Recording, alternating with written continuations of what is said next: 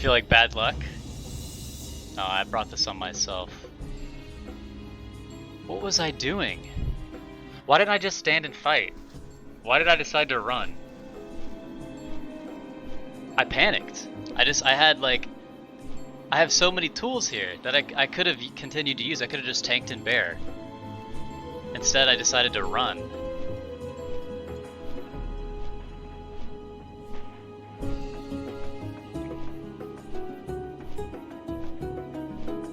This was a stupid death. I shouldn't have died here.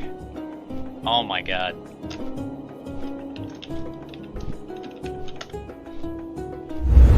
I did a bachelor's and my doctorate degree in a 7-year combined program in the school. And this is where my dad went to med school as well. How would you describe your professors in school? I said aggressive.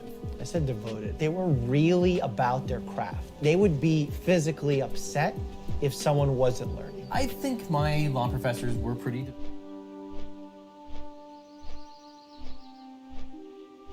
Introducing the classic WoW Hardcore Cup.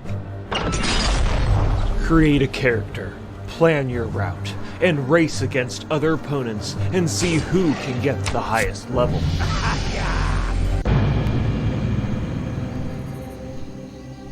The catch? You have one life.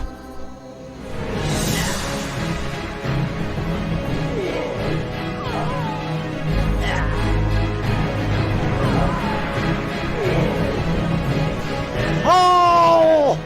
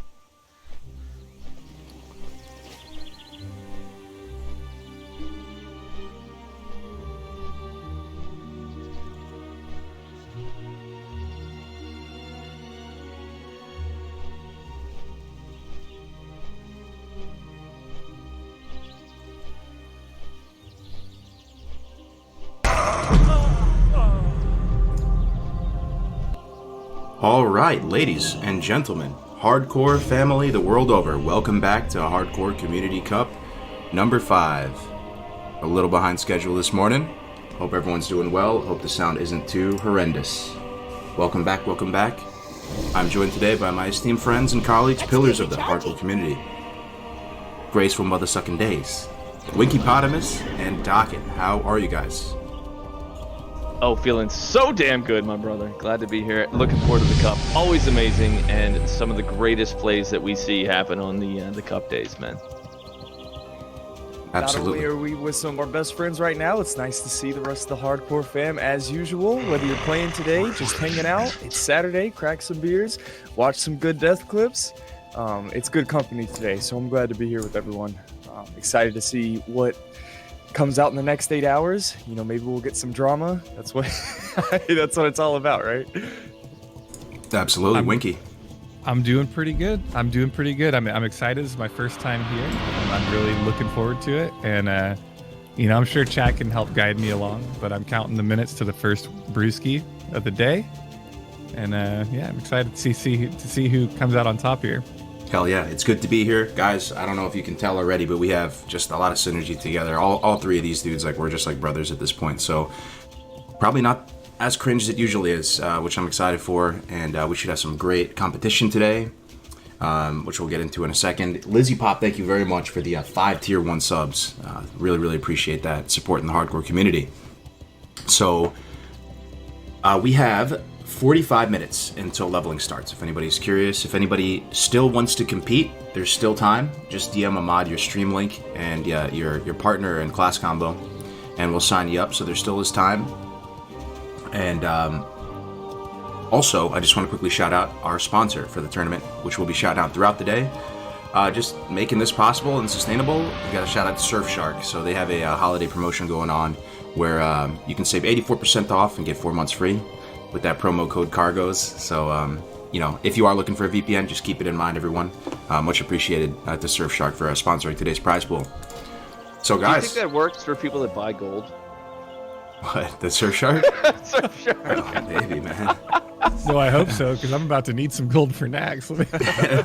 And with multi-boxing getting the cut, yeah, man. I'm struggling for money. Cancel already.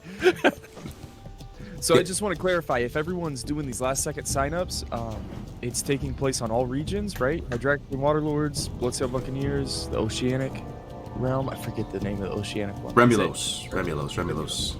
So yeah, just send that stuff in. You can still play. Start time is in 44 minutes, and we'll be looking at everybody's stream. So Absolutely. Trying to get this countdown timer fixed up so you can get some kind of... Well, didn't last time we determined that it needs to go by the server timer? Yeah, the server timer. Rather than the countdown timer, because we had like a 30 to 45 second window where some were starting and some were waiting on your timer. So I think that was the call, was the server timer.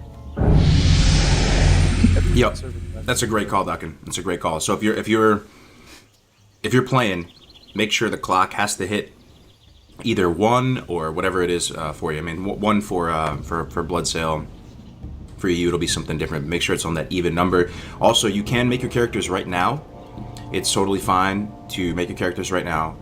Set your add-ons up. You usually don't get that kind of luxury on like a fresh server, right? You just hit the ground running. You're just constantly like, you're a mess. You're running to kill Sarkoth and you're doing all that at the same time. You can take a deep breath, set your characters up so that they're pixel perfect, add-ons, everything. Just make sure you're in the starting position with 0 XP, level 1. With your partner, and that'll be it. So if you guys have any questions about the competition as well, feel free to ask. Nothing better than waking up to HCC. I think a good way to answer any of those questions out of the gate, maybe Cargos going to lay out the rules for everybody so they know what the guidelines are for today. Yes, absolutely, we can, guys. Already there's so many subs and everything. This is insane. Thank you so much, everybody. Star War, Bryadan with the 5 tier 1s. Yo, I love this community, right? Can we get some parts in the chat or something? This is the amazing community that we've all built together. You'll love to see it. Yeah, good call, Doc, and we'll go over the rules. So this is usually hardcore, this community game mode that we've built. The key performance metric or indicator is just survival. It's just like a survival meta as opposed to a speed meta, right? As opposed to any other type of meta. It's its own unique meta. But and that's just the general hardcore mode. You take your sweet time, you smell every rose, you get super strong with professions, you pick up every item that can increase your power level just by a smidge, make you a little bit safer.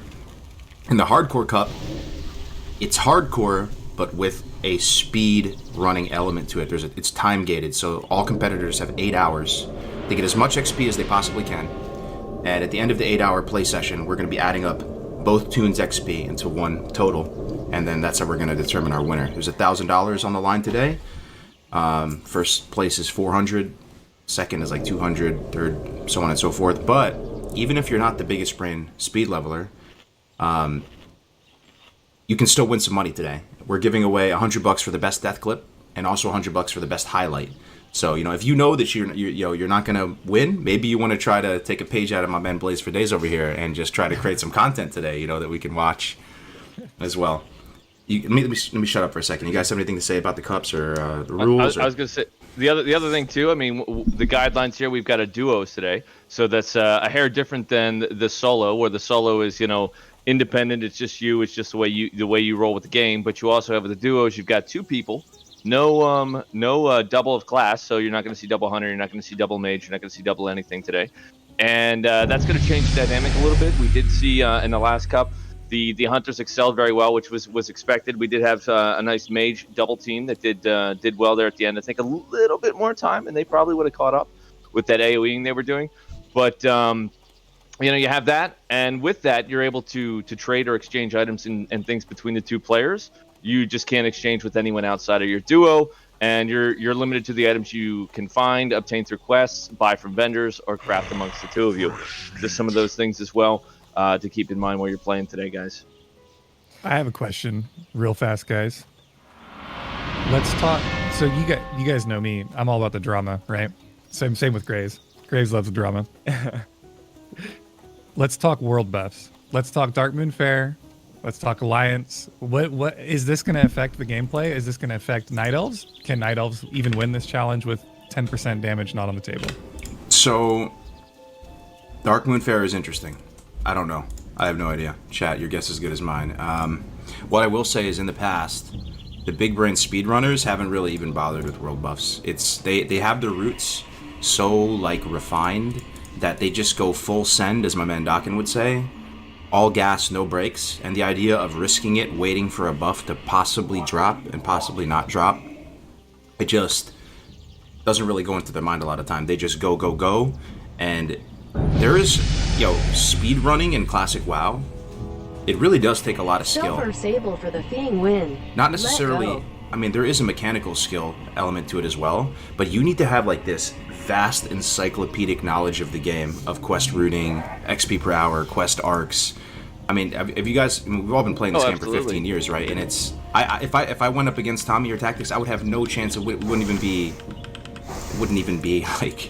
remotely close, There's so many factors with that too. I mean, like knowing when to drop a quest line or knowing when the runaround is not worth it. Those types of things. Because I was hanging in Tactics chat the one day, and he was talking about the mounts and how it's actually not faster to farm the money to get the mount and get the mount to get to 60 than it is just to continue going to 60. And if you happen to get it 45 or 50, you get the mount then, great. But if you don't have it before then, it doesn't really dramatically impact your time to 60. It's actually faster to just keep leveling. And that's one of those things too. You would think it's kind of counterintuitive because you're like, oh, you get your mount, you get there faster. But if you're killing between each quest, killing between each fighting area, that's giving you more XP than the time you would have spent getting the mount would cut down on. Have you ever seen that graph, Dokken? There's a graph that somebody made a long time ago for speedrunning. And it's I haven't seen it. It's for druids specifically, and it's when to mount versus when to travel form, depending on the distance you are about to travel. It's 13 seconds or some shit, right? Yeah, it's they got down to the millisecond. It's 13.756 seconds. To the mailbox. Conceptually, it's kind of the same concept. I mean, just for getting you the mount at all or not getting it at all. Yeah, It just goes to show. I mean, the point they were trying to make with that whole thing when they were talking about when is it worth it to mount up is that cheetah form is really, really solid, and that you have to travel for a very, very long time in order for it to be your mount to actually be more efficient than cheetah form. People get super big brain with WoW. I mean, we're not going to see that today because it's an 8-hour event, so nobody's getting up into that cheetah tier. But there's some people asking about not being able to sign up. You can still sign up. Just DM Ahmad your stream link. Apologies about that. The vendor that we use for signups, we are capped out with our free plan. One day we can afford a paid plan, hopefully.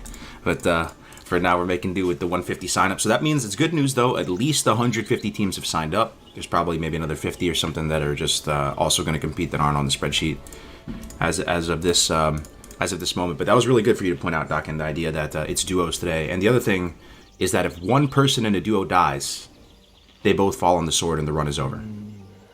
So but they can restart. They can restart. They can restart. And which I see people dip out so soon. They wipe out and they're like, oh, I'm done. They wipe out and then they just give up.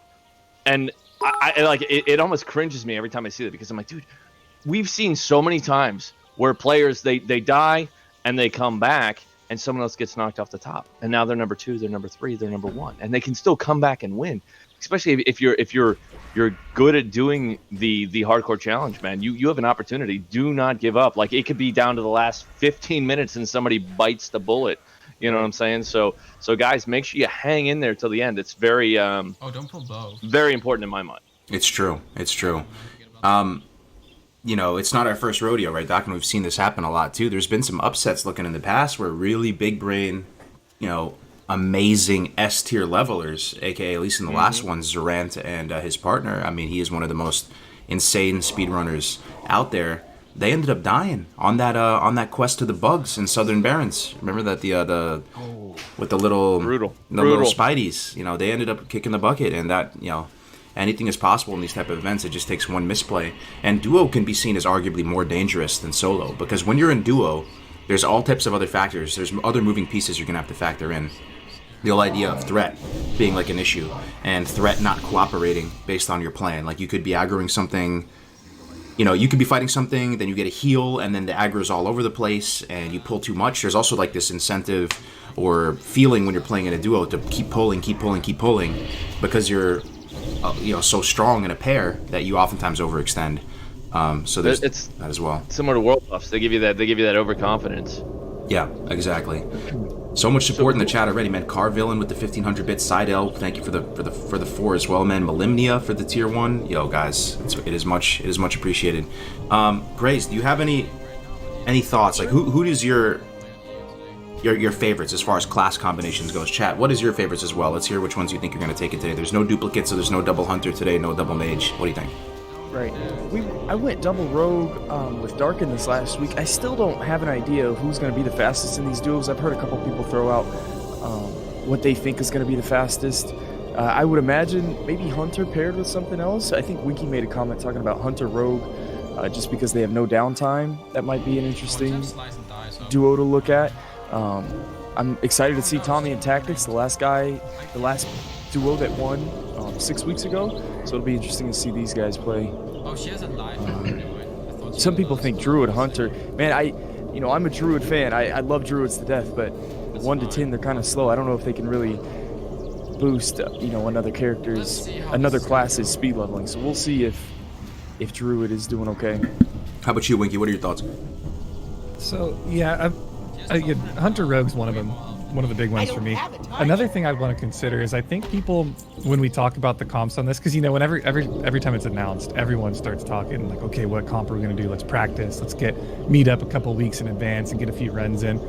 Now this is an 8-hour session, right? So maximum, someone's going to get 22, 24 if you're a god tier level or like world record status, right? And you're in duos, so you have less experience. I personally think the classes that have the easiest and fastest 1 to 10 get a massive advantage. I'm looking at things like Paladin, Shaman, and mana's a downtime, but I don't think it matters. I really don't. I think that if you even went double Paladin, you'd probably be hammering down some mobs pretty quick. I think Paladin Mage might be good. On the Horde side, I'd probably go Shaman Hunter, Shaman Rogue. Maybe not Rogue. The more I think about more Rogue, the more I don't like it actually, because you can't get dual wield till 10. True, that's true. I will say, looking back at the last cup. So last cup, Tommy and Tactics won. They played double hunter, but it was not a blowout victory, if you remember. It was actually really down to the line, and I attribute their success in winning the last cup to some really clever decisions of killing the Alliance Outrunner pack. You remember that? If anybody's familiar with the Southern Barrens, or just the Barrens in general, there's like maybe 4 or 5 roaming elites in the mid-20s that will pretty much just walk up to you and global you and kill you. And they risked it for the biscuit and killed that entire pack in the low 20s. And they do drop a quest reward that gives you like 3,300 XP in Ashenvale or something like that. And they also went and they tempoed out the Ashenvale Hunt, which are quests that you usually do in your late 20s because stuff is so strong. But the nature of ranged physical with hunters makes it so you can kill, much higher level targets and kite them around all day, ping pong them back and forth, all that. But second place, last competition, was, believe it or not, Shaman Rogue. That was pretty much the crowd favorite, I would say. That's where I was just going to say. Go ahead. Yeah, no, Koi and Didi, they're amazing speedrunners as well, and they've placed and done well in the past cups. And I talked to Tactics and Tommy going into this. They don't feel super confident about how they're going to do in this one. They wish they practiced more. Tommy said we're gonna get farmed, Keck W. That's what he said. You know, I talked with Tactics this morning, and he was like, we're probably not gonna win. Tommy says, watch Thede and Koi for the winner POV, Keck W. And, you know, yeah, go for it. Sorry. That's what I was gonna get to. Is I think the combo, man, because it was mentioned. I think that the best combo you're gonna see is gonna be Pally Warrior, Pally Rogue, Shaman Pally. Like they were high contenders last time, and they only got beat out by the double hunter, right? And like I said, double mage is on their heels, but there's no double of any class this time. So that was my money. I know we talked a little bit before we went live here, and I mentioned that too. Like I really think that's going to be your money combo is those two, depending upon which faction you're playing on. And I also think the handler of the class is going to be a factor as well. Who's behind that keyboard?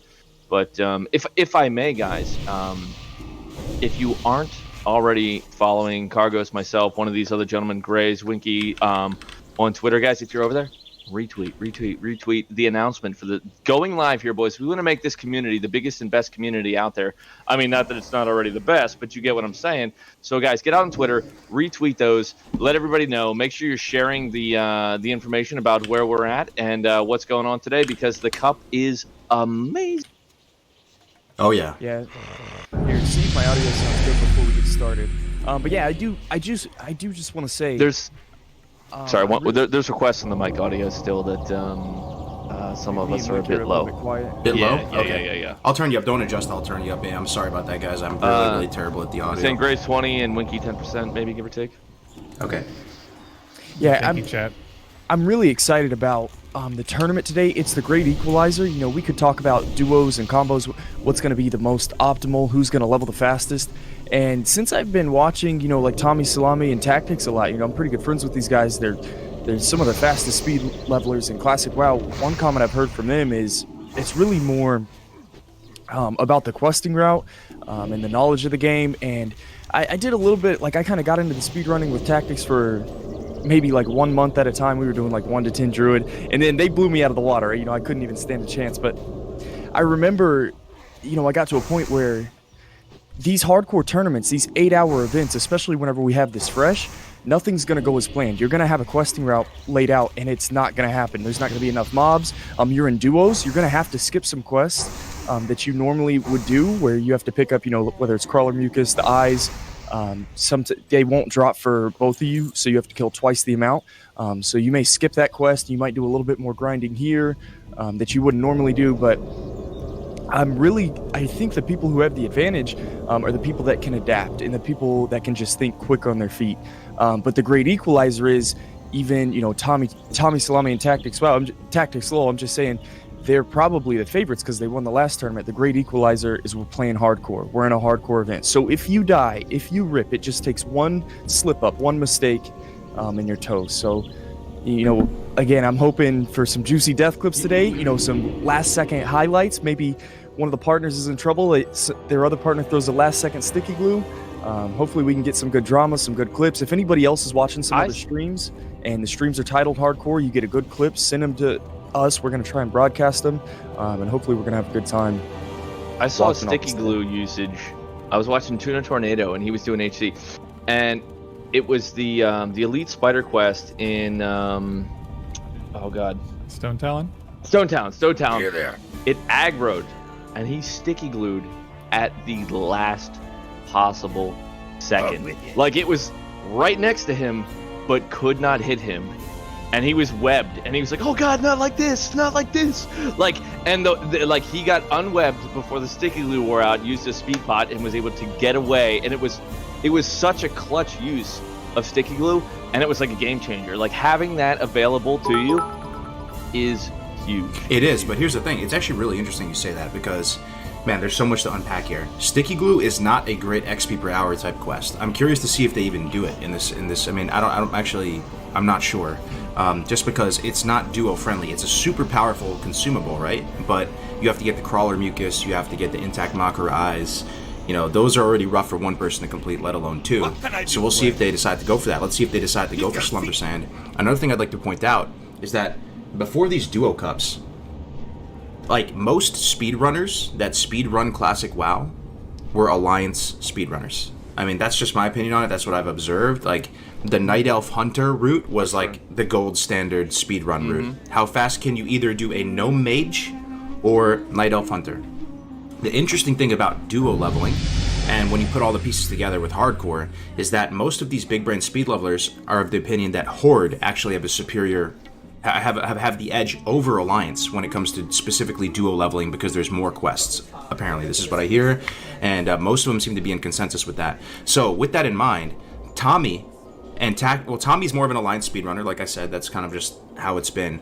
Tactics is a Horde speedrunner. He does not know that much about the Alliance, which I think gives him a big edge in these duo cups, because he knows the Horde like the back of his hand. He's used to competing against Alliance speedrunners, being at a disadvantage as Horde. And then the other thing I was going to say was that while Hunter x Hunter won, it didn't win by a huge margin, and Shaman Rogue was the second place one again. Now that Hunter x Hunter isn't on the table, I wonder what combo Tactics and Tommy are even going to run. And I think that the favorite today is going to be TD and Koiv, because will have refined their route even more, and they're going to be probably running Shaman Rogue again. So, do we have any idea what Elenia's going to run here? It looks like she's practicing on Hunter here just a little bit. And she's a massive brain leveler too from from the Aussie server, correct? Oh yeah, Oceanic. Shout out to Oceanic. I love that T-shirt, by the way. The chest on it, pretty sweet. That looks like Quissy right there. It's got the big chest. You got to get the big chest. It's a nice chest right there. That's a nice chest, boys. Canceled. Great. Yo, that's what the emote's called, right? Dude, HC, man. Chests are, dude, they're danger zone, right? Because you're like, I gotta get that. There's something good in there. I know there's something good in there. I need that 2-piece of linen cloth and that one lesser minor healing potion and a piece of like hog leg or whatever food happens. The mushroom, there, moldy mushroom, delicious cave mold. Yeah. Yeah, you're gonna push to kill a chest with a 4-pack pull to get crap, and you like it just happens. Everything it's crap, but you gotta get the chest, dude. You gotta go for it.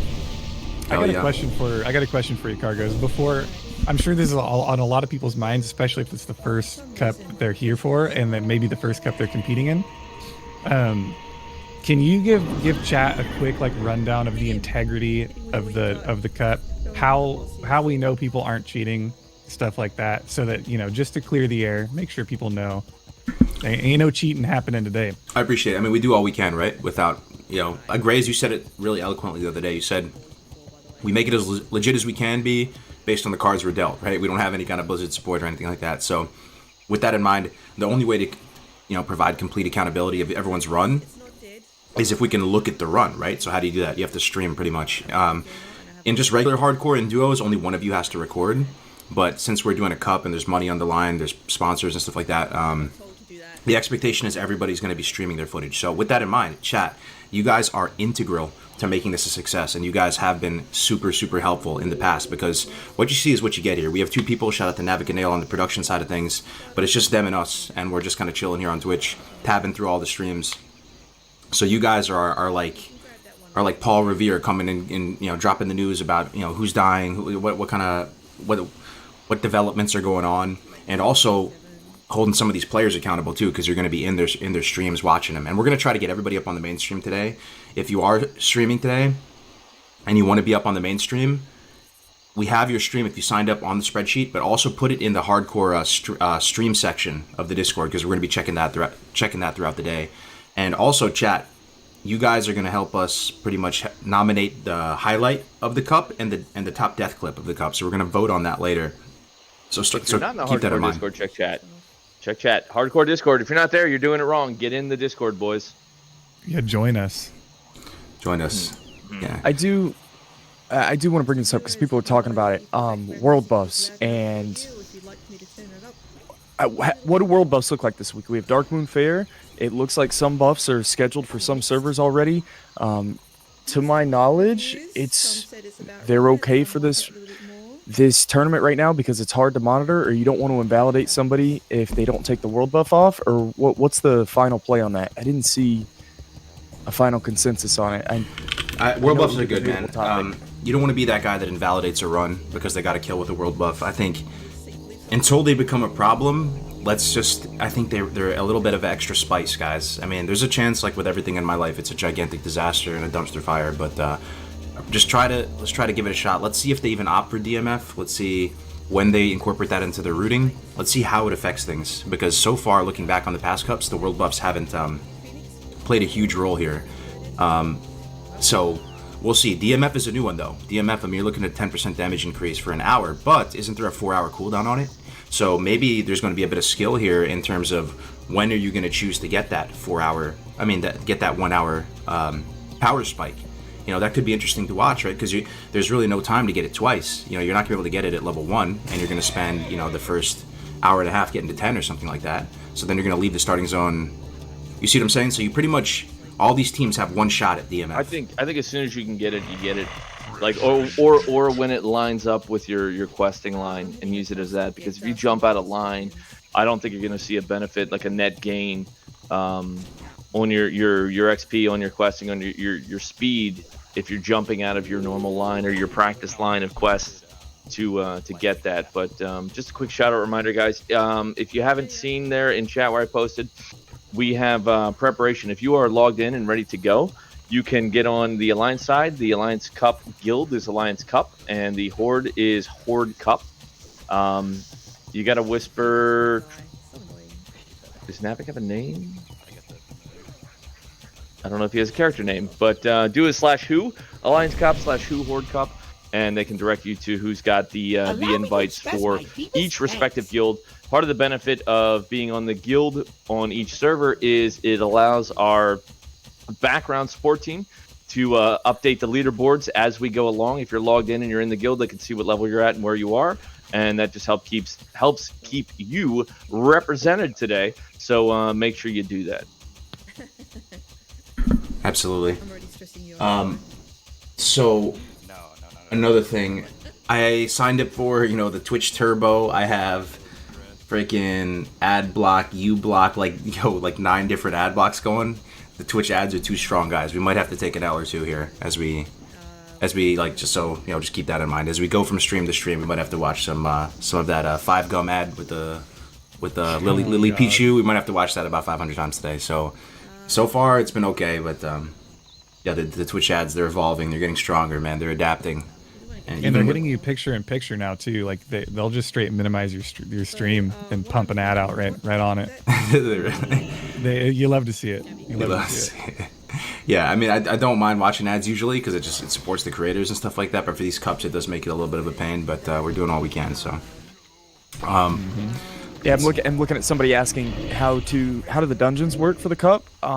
Again, the rules in this hardcore community cup are just going to be similar as the regular hardcore challenge, and so yeah, I mean, it's going to work like a normal duo group that would, and you can group up with other duos within the meeting stone of whatever dungeon. So we could see, you know, 2 duos pair up and go into Ragefire Chasm today, if that happened. We didn't specify, you know, that you couldn't do that. So I mean, everything is fair game, just like during the hardcore challenge. Absolutely.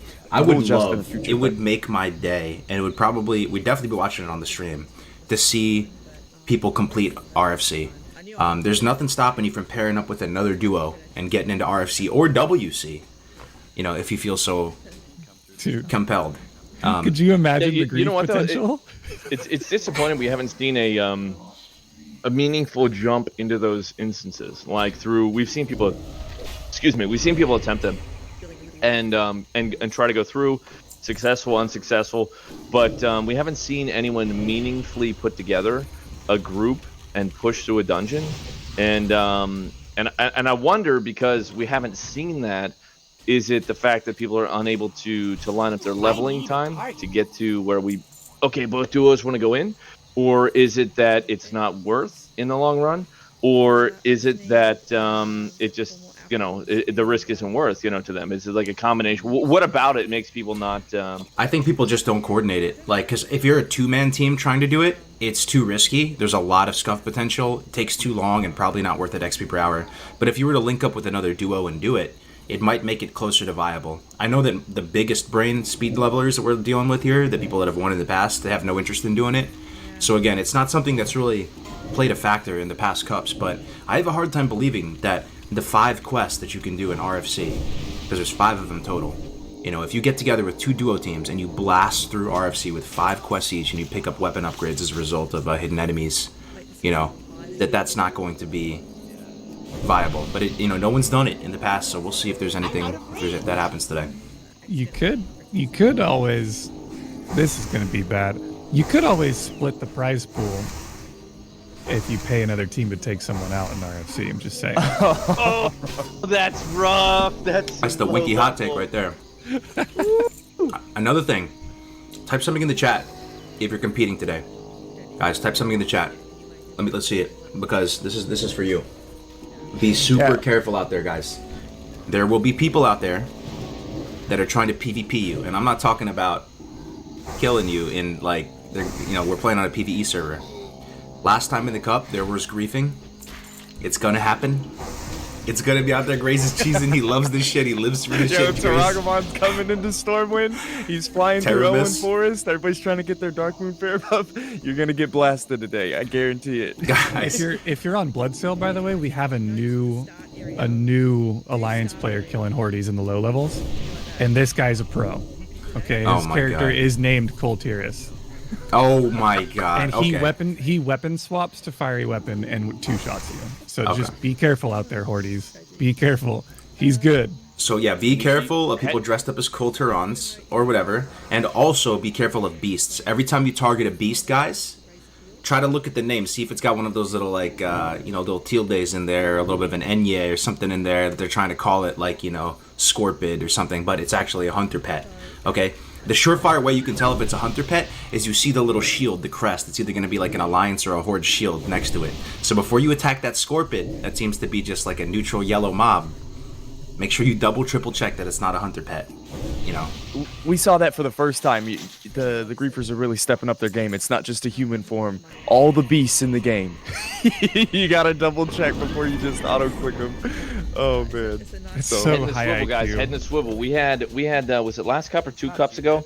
Someone kited a molten giant.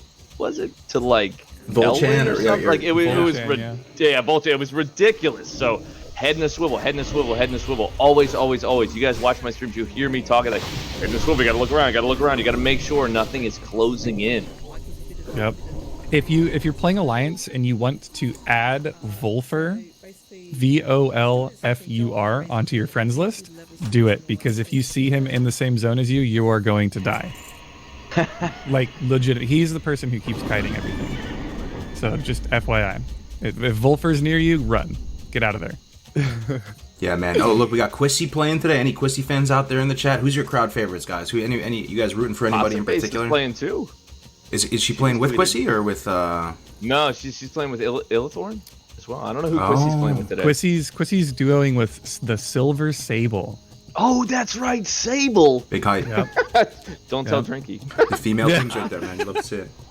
That's going to be one hell of a duo, guys. And also, this is Sable's redemption run. She's been hyping it up weeks now, because it's, you know, her first appearance was Hardcore Cup 4, where she got murdered at like level 10.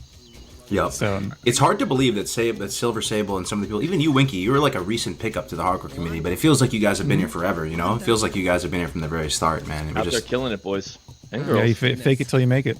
Yeah. Any members of the Tuna Tribe in the chat? We're looking at Tuna Tornado, the chieftain of the Tuna Tribe in Elwyn Forest. Looks like there's a lot of characters in the starting position getting ready to step off. We are 12 minutes out roughly, as you can see, 12:48 on server time on his mini map. You know who my sleeper is? This is my sleeper chat. I'm calling it right now. Carvillain TV. Carvillain TV is my sleeper. I think he's gonna kill it. Yeah? Who's he playing with? I actually don't know who he's playing with at the moment. Carvillain, if you're in chat, who are you playing with? But I've seen Carvillain play. Dude's nuts. Dude's nuts. And I am being biased. He does have a mustache. And I can't hate on a man with a mustache. True. Well, I think we just became best friends. Doc, I have the best spirit of classic WoW.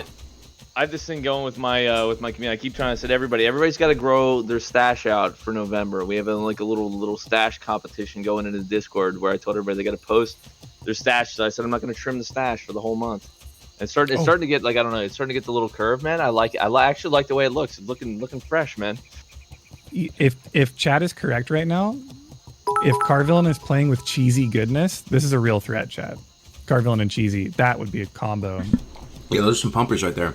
Here's Duranosaur, by the way. Recent level 60 hardcore, his hunter. We did a bunch of instances with him, right? Gray, so he's in Duratar. Duratar's looking pretty crowded. I can see on his screen right there, Red Sonia as well, another big pillar of the hardcore community. She's had some tragic death clips. She was a member of that legendary Maraudon run that we did. She ended up dying at 50-something on her mage. 57 mage. Now, how many of these guys are gilded up, right? Have they got into the Alliance Cup or the Horde Cup on either server? That's something we want to make sure we see people doing, guys. So if you're logged in, you've got your interface set up, make sure you guys are getting with the guild so that they can monitor where you're at. For sure. But, you're not going to get disqualified if out. you're not in it, but that's like your best shot of being on the mainstream and being tracked on the leaderboard as well, because we do have a leaderboard for today that we'll be updating throughout.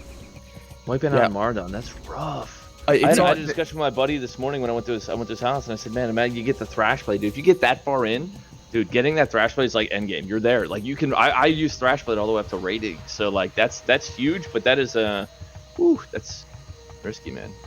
I'm pretty sure Alliance Cup and Horde Cup are both on Bloodsail Buccaneers. So /who Alliance Cup gets. I think everyone has invite perms, or I'm not sure how it works. But yeah, if you look for somebody in the guild and you ask them, I'm sure they can hook you up with who did the invite if they're not able to invite as well. We just want to try to see as many people get in there as possible, and help out. Have you seen what they're doing in the Undead starting zone right now, Cargos? And his name is Alliance Cup and/or Horde Cup, is what I'm being told. He's doing all the invites. So yeah, if you just do who Alliance Cup, who Horde Cup, you should see a character name of either, and they'll get you guys set in there and invited. So just spam them for a few moments till you get an invite. If you don't get one, wait a few more moments and then hit them up again. Yeah, it's going to be a bit of a bottleneck at first, but you don't have to be like in there right at the jump too. I mean, you can just get in there at any time. Level 10, 12 doesn't matter too much. But what I will say, guys, if you are competing, I honestly believe this. All of us in this cast right now are pretty seasoned hardcore players, right? Gray's hit 60 twice over now. Druid Shaman, Winky hit 60 on the Warlock. Dakin was basically almost 60. He just had a tragic death in the Silicate I'm getting it this time. It's happening. It's happening. Okay. Yeah, I'm gonna have the hours to do it, and I'm gonna put it in, and I'm gonna get it done. He almost one-shotted the challenge in Dakin's favor. He almost did it, man. It was really close. But anyway, I really think that if you just survive 8 hours playing World of Warcraft actively in a duo environment, pat yourself on the back. Like, just try to survive. Honest, yeah, dude. I completed the challenge twice. 1 to 60 took me 10 months. It doesn't really say much about me. I'm not the greatest player in the world. I've played in every single tournament before this one. I had to cast this week because I've never survived 8 hours without dying. I've never made it to the end. The second one I died at the 30-minute mark, and then I actually ended up winning the Druid barely. But my point is, I've never made it 8 hours. So yeah, man, if you guys make it this 8-hour event, even if you're not doing duos, you may want to play a solo right now. It's the weekend. We're here to have some fun. I know that the politics in between, the rules of this competition or the griefing, I know it might get under everybody's skin. Let's try and create a good environment and just be excited to play. We'll try and iron out the rules in the future, but just everybody's got the best intentions here today. Do you think the biggest reason you struggled with that 8-hour survival is that you probably weren't using Surfshark VPN? I mean, I hear if you have that, it's almost like a guarantee to get you that 8-hour survival, and even more so, you get a 84% off for plus 4 months for free. Well played, Dakin. Well use played. The promo code Cargos. So if you guys haven't, please, everybody, before the cup starts, take an opportunity, click on the link, check it out. Even if you don't buy it, check it out. Just click on the link. That helps let everybody know that the sponsor, which is filling out the cup for everybody today, is it is something that people are interested in. And if you ever have consideration for a VPN, maybe check them out just to let them know that they are helping support the Hardcore Cup, guys. So thank you.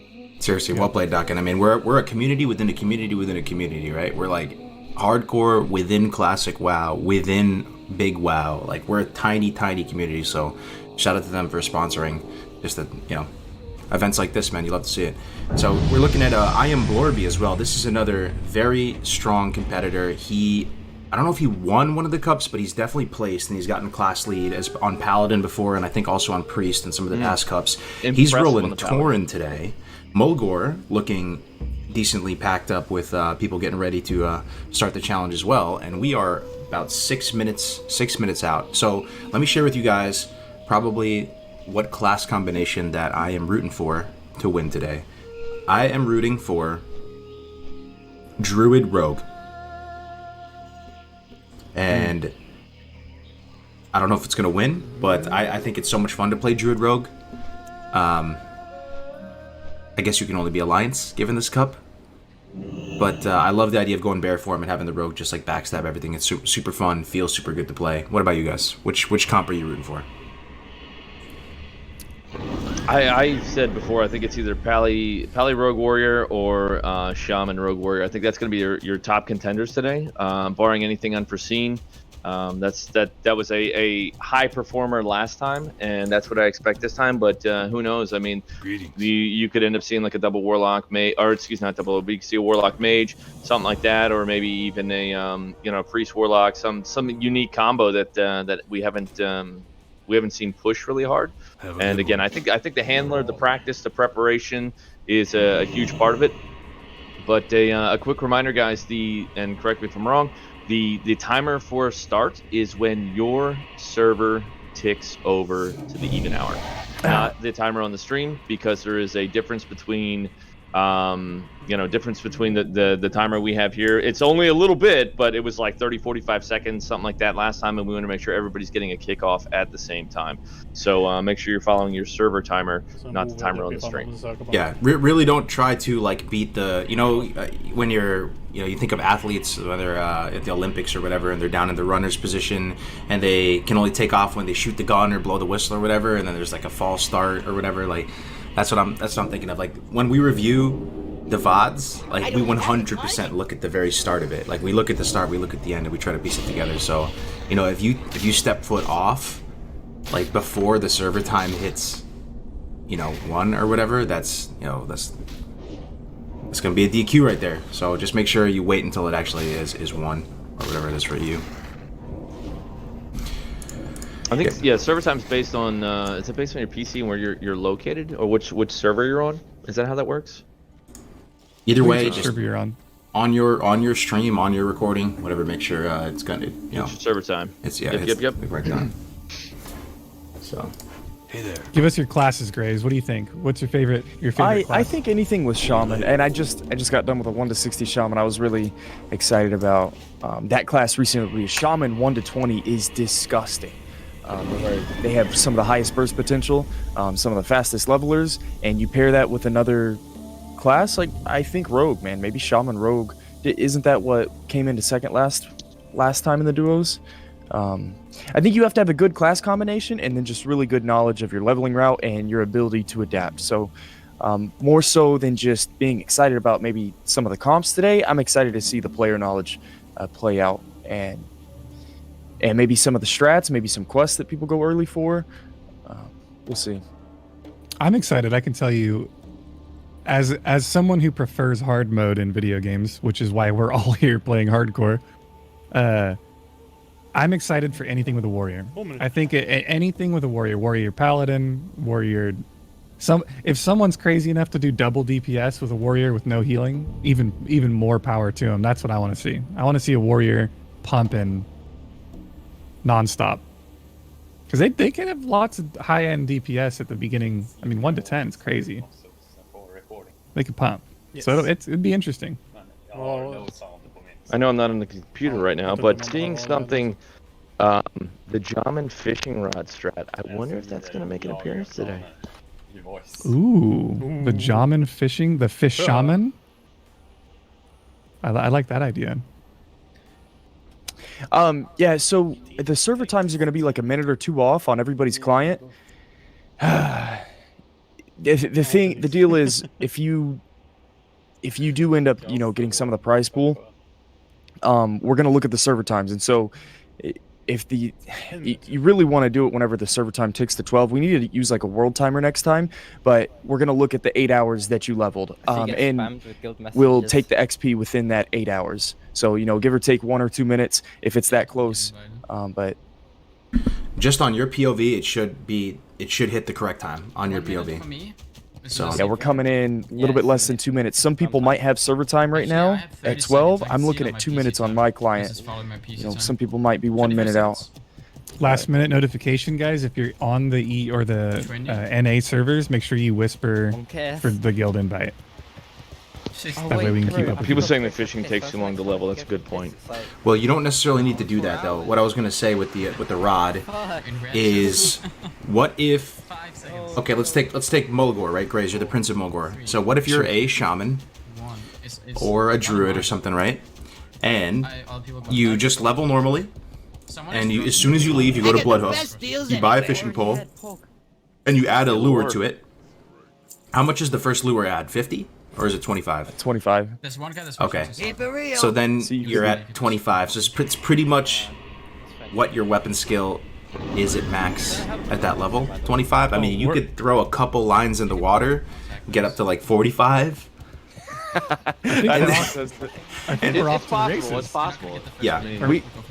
Are we pumping right now? We're pumping. People are pumping. So we have some people starting. You might be 2 minutes off. Everybody go ahead and start. Again, if it comes down to it, you know, between, you know, a little bit of XP points, we're going to look at your 8 hours. You know, it might be 12:58 whenever you finish, or 7:58 this evening, but the tournament has started. Yeah. Well, it has to be on their time, right? It has to be the server time. Yeah. That way everybody on that server is starting and ending at the same time. Yeah. So anyway, we're off to the races here. Let's see who gets Hardcore Community Cup number 5 first. Sarkoth. Yeah. Looks like All right, chat. Tactics is not even going for Sarkoth, because the big brain play is to just run directly to Sarkoth while your partner goes and picks up the quest for Sarkoth and then shares it while you have the tag. That's the monstrous galaxy brain. That is IQ huge, play. dude. But it looks like they're not even jump going down. for the Sarkoth. Yeah. Oh, so they're not following the normal speedrun route, because the normal speedrun route is you run to Sarkoth, jump down in front, turn it in, then go do apples. Yeah, they're gonna have to out-finesse Koiv and Thidi. They're thinking right now, Tactics and Tommy, they're like, what is Koiv and Thidi going to do? Because they're mind-gaming each other. What Koiv and Thidi did last time, which is so funny, it's pretty much, it's hilarious thinking about this stuff. Koiv and Thidi totally said to themselves, we're not going to get Sarkoth, but neither is Tommy and Tactics, and we're going to debate them. We're going to run right to Sarkoth and get the tag with no quest and just kill it. Like, just to screw over Tactics and Tommy, you know? Oh, you love to see it. So Tactics and Tommy right now, I mean, they're waiting for Sarkoth right now. What do they do? I mean, I guarantee you, Tactics is so, like, funny about this shit that he's probably standing on the exact spot Sarkoth spawns, yo, to the pixel. He's probably on top. Huge brain, dude. Huge brain. You're going to watch Sarkoth probably spawn on top of this dude's mohawk here any second. So how many deaths, guys? Let's get it over or under. How many deaths pre-level 5 you think we're going to see? In the very starter zone. It's difficult. Few, I think, man. It's difficult to die before level 5. I actually died at level 3 in one of these. But even in duos, it's very hard to do this, but I've done it. Don't worry. Tactics missed it. He missed the tag. Rip. They're gonna skip it now, guarantee. Yeah, they have to skip or continue on doing something else. But the Sarkoth experience it's a big chunk of EXP. Yo, that Chad Orc took the tag, man. Whoever that is. All right, let's check in on the Night Elf zone. Let's see how it's going over there. Yeah, but I didn't know the time. Oh, what? Alenya's not playing Night Elf. Alenya got the Sarkoth tag. I can't make this up. Yeah. Oh wait, no, this is on Remulos. My bad. This gotta be on Remulos. Yeah, I was about to say. Yeah, that's a different. Look at Oceanic's looking pretty empty. That's giving Oceanic a bit of an edge here, right? Doesn't look like there's too many folks competing on Remulos right here. I mean, everything. That's definitely a factor is how many people are on any given server, as far as like what your mob tag ability is going to be, and you know whether you're going to be able to get some of those quests for the name guys like Sarkoth, that kind of stuff. Especially early on, where you've got a lot of competitors going for the lower level mobs, you're going to see something like that. But having the Oceanic with the lower pop, definitely a factor.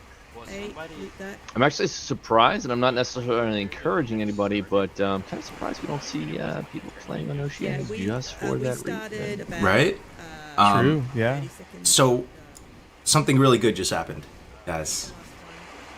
Really good happened. And some of you might be fans of him. We joke around and call him General Grievous on these competitions because people suspect from the waist down he's like half robot because he's so good at the game. He hasn't played in the last cup, or maybe even the last 2 cups, but he is probably top 3 levelers alive. Right? Top 3 dead or alive. I'm talking about General Ampi. He is playing in the comp, which is so exciting. I had no idea he was going to play with his token electronic music playing. General Grievous has entered the competition. So is this a mark of doom for some of the other runners? Is this something that they should be really scared of? Well, who's he comboed with? Hunter and what? It looks like a shaman.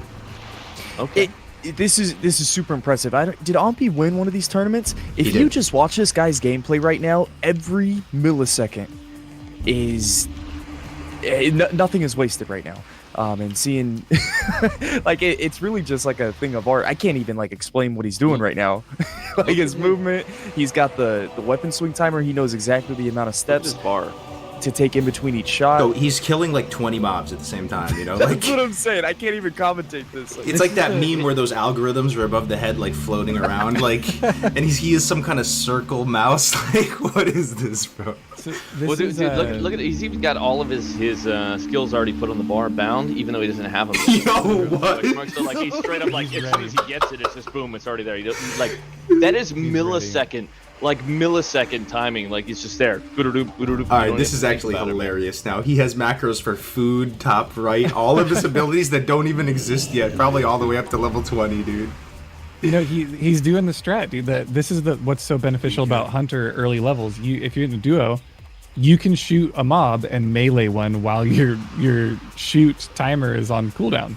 So you literally just dance around and your partner's helping you out. It's nuts. Now the wonder is the shaman just like rolling like a full support here, just kind of like Ampi goes nuts and he keeps him alive? It might be. I mean, I see him auto attacking and stuff, but I don't see a lot of mana usage going on. So I'm wondering how that's going to play out in a few levels. If it's going to be the same way, like maybe he's going to be popping off a couple of shocks here and there. Now I think if he's sitting full mana, that's definitely like a wasted APM, because full mana you can be shocking, you can do something like. Don't be sitting there, not min-maxing what you have available. But sure.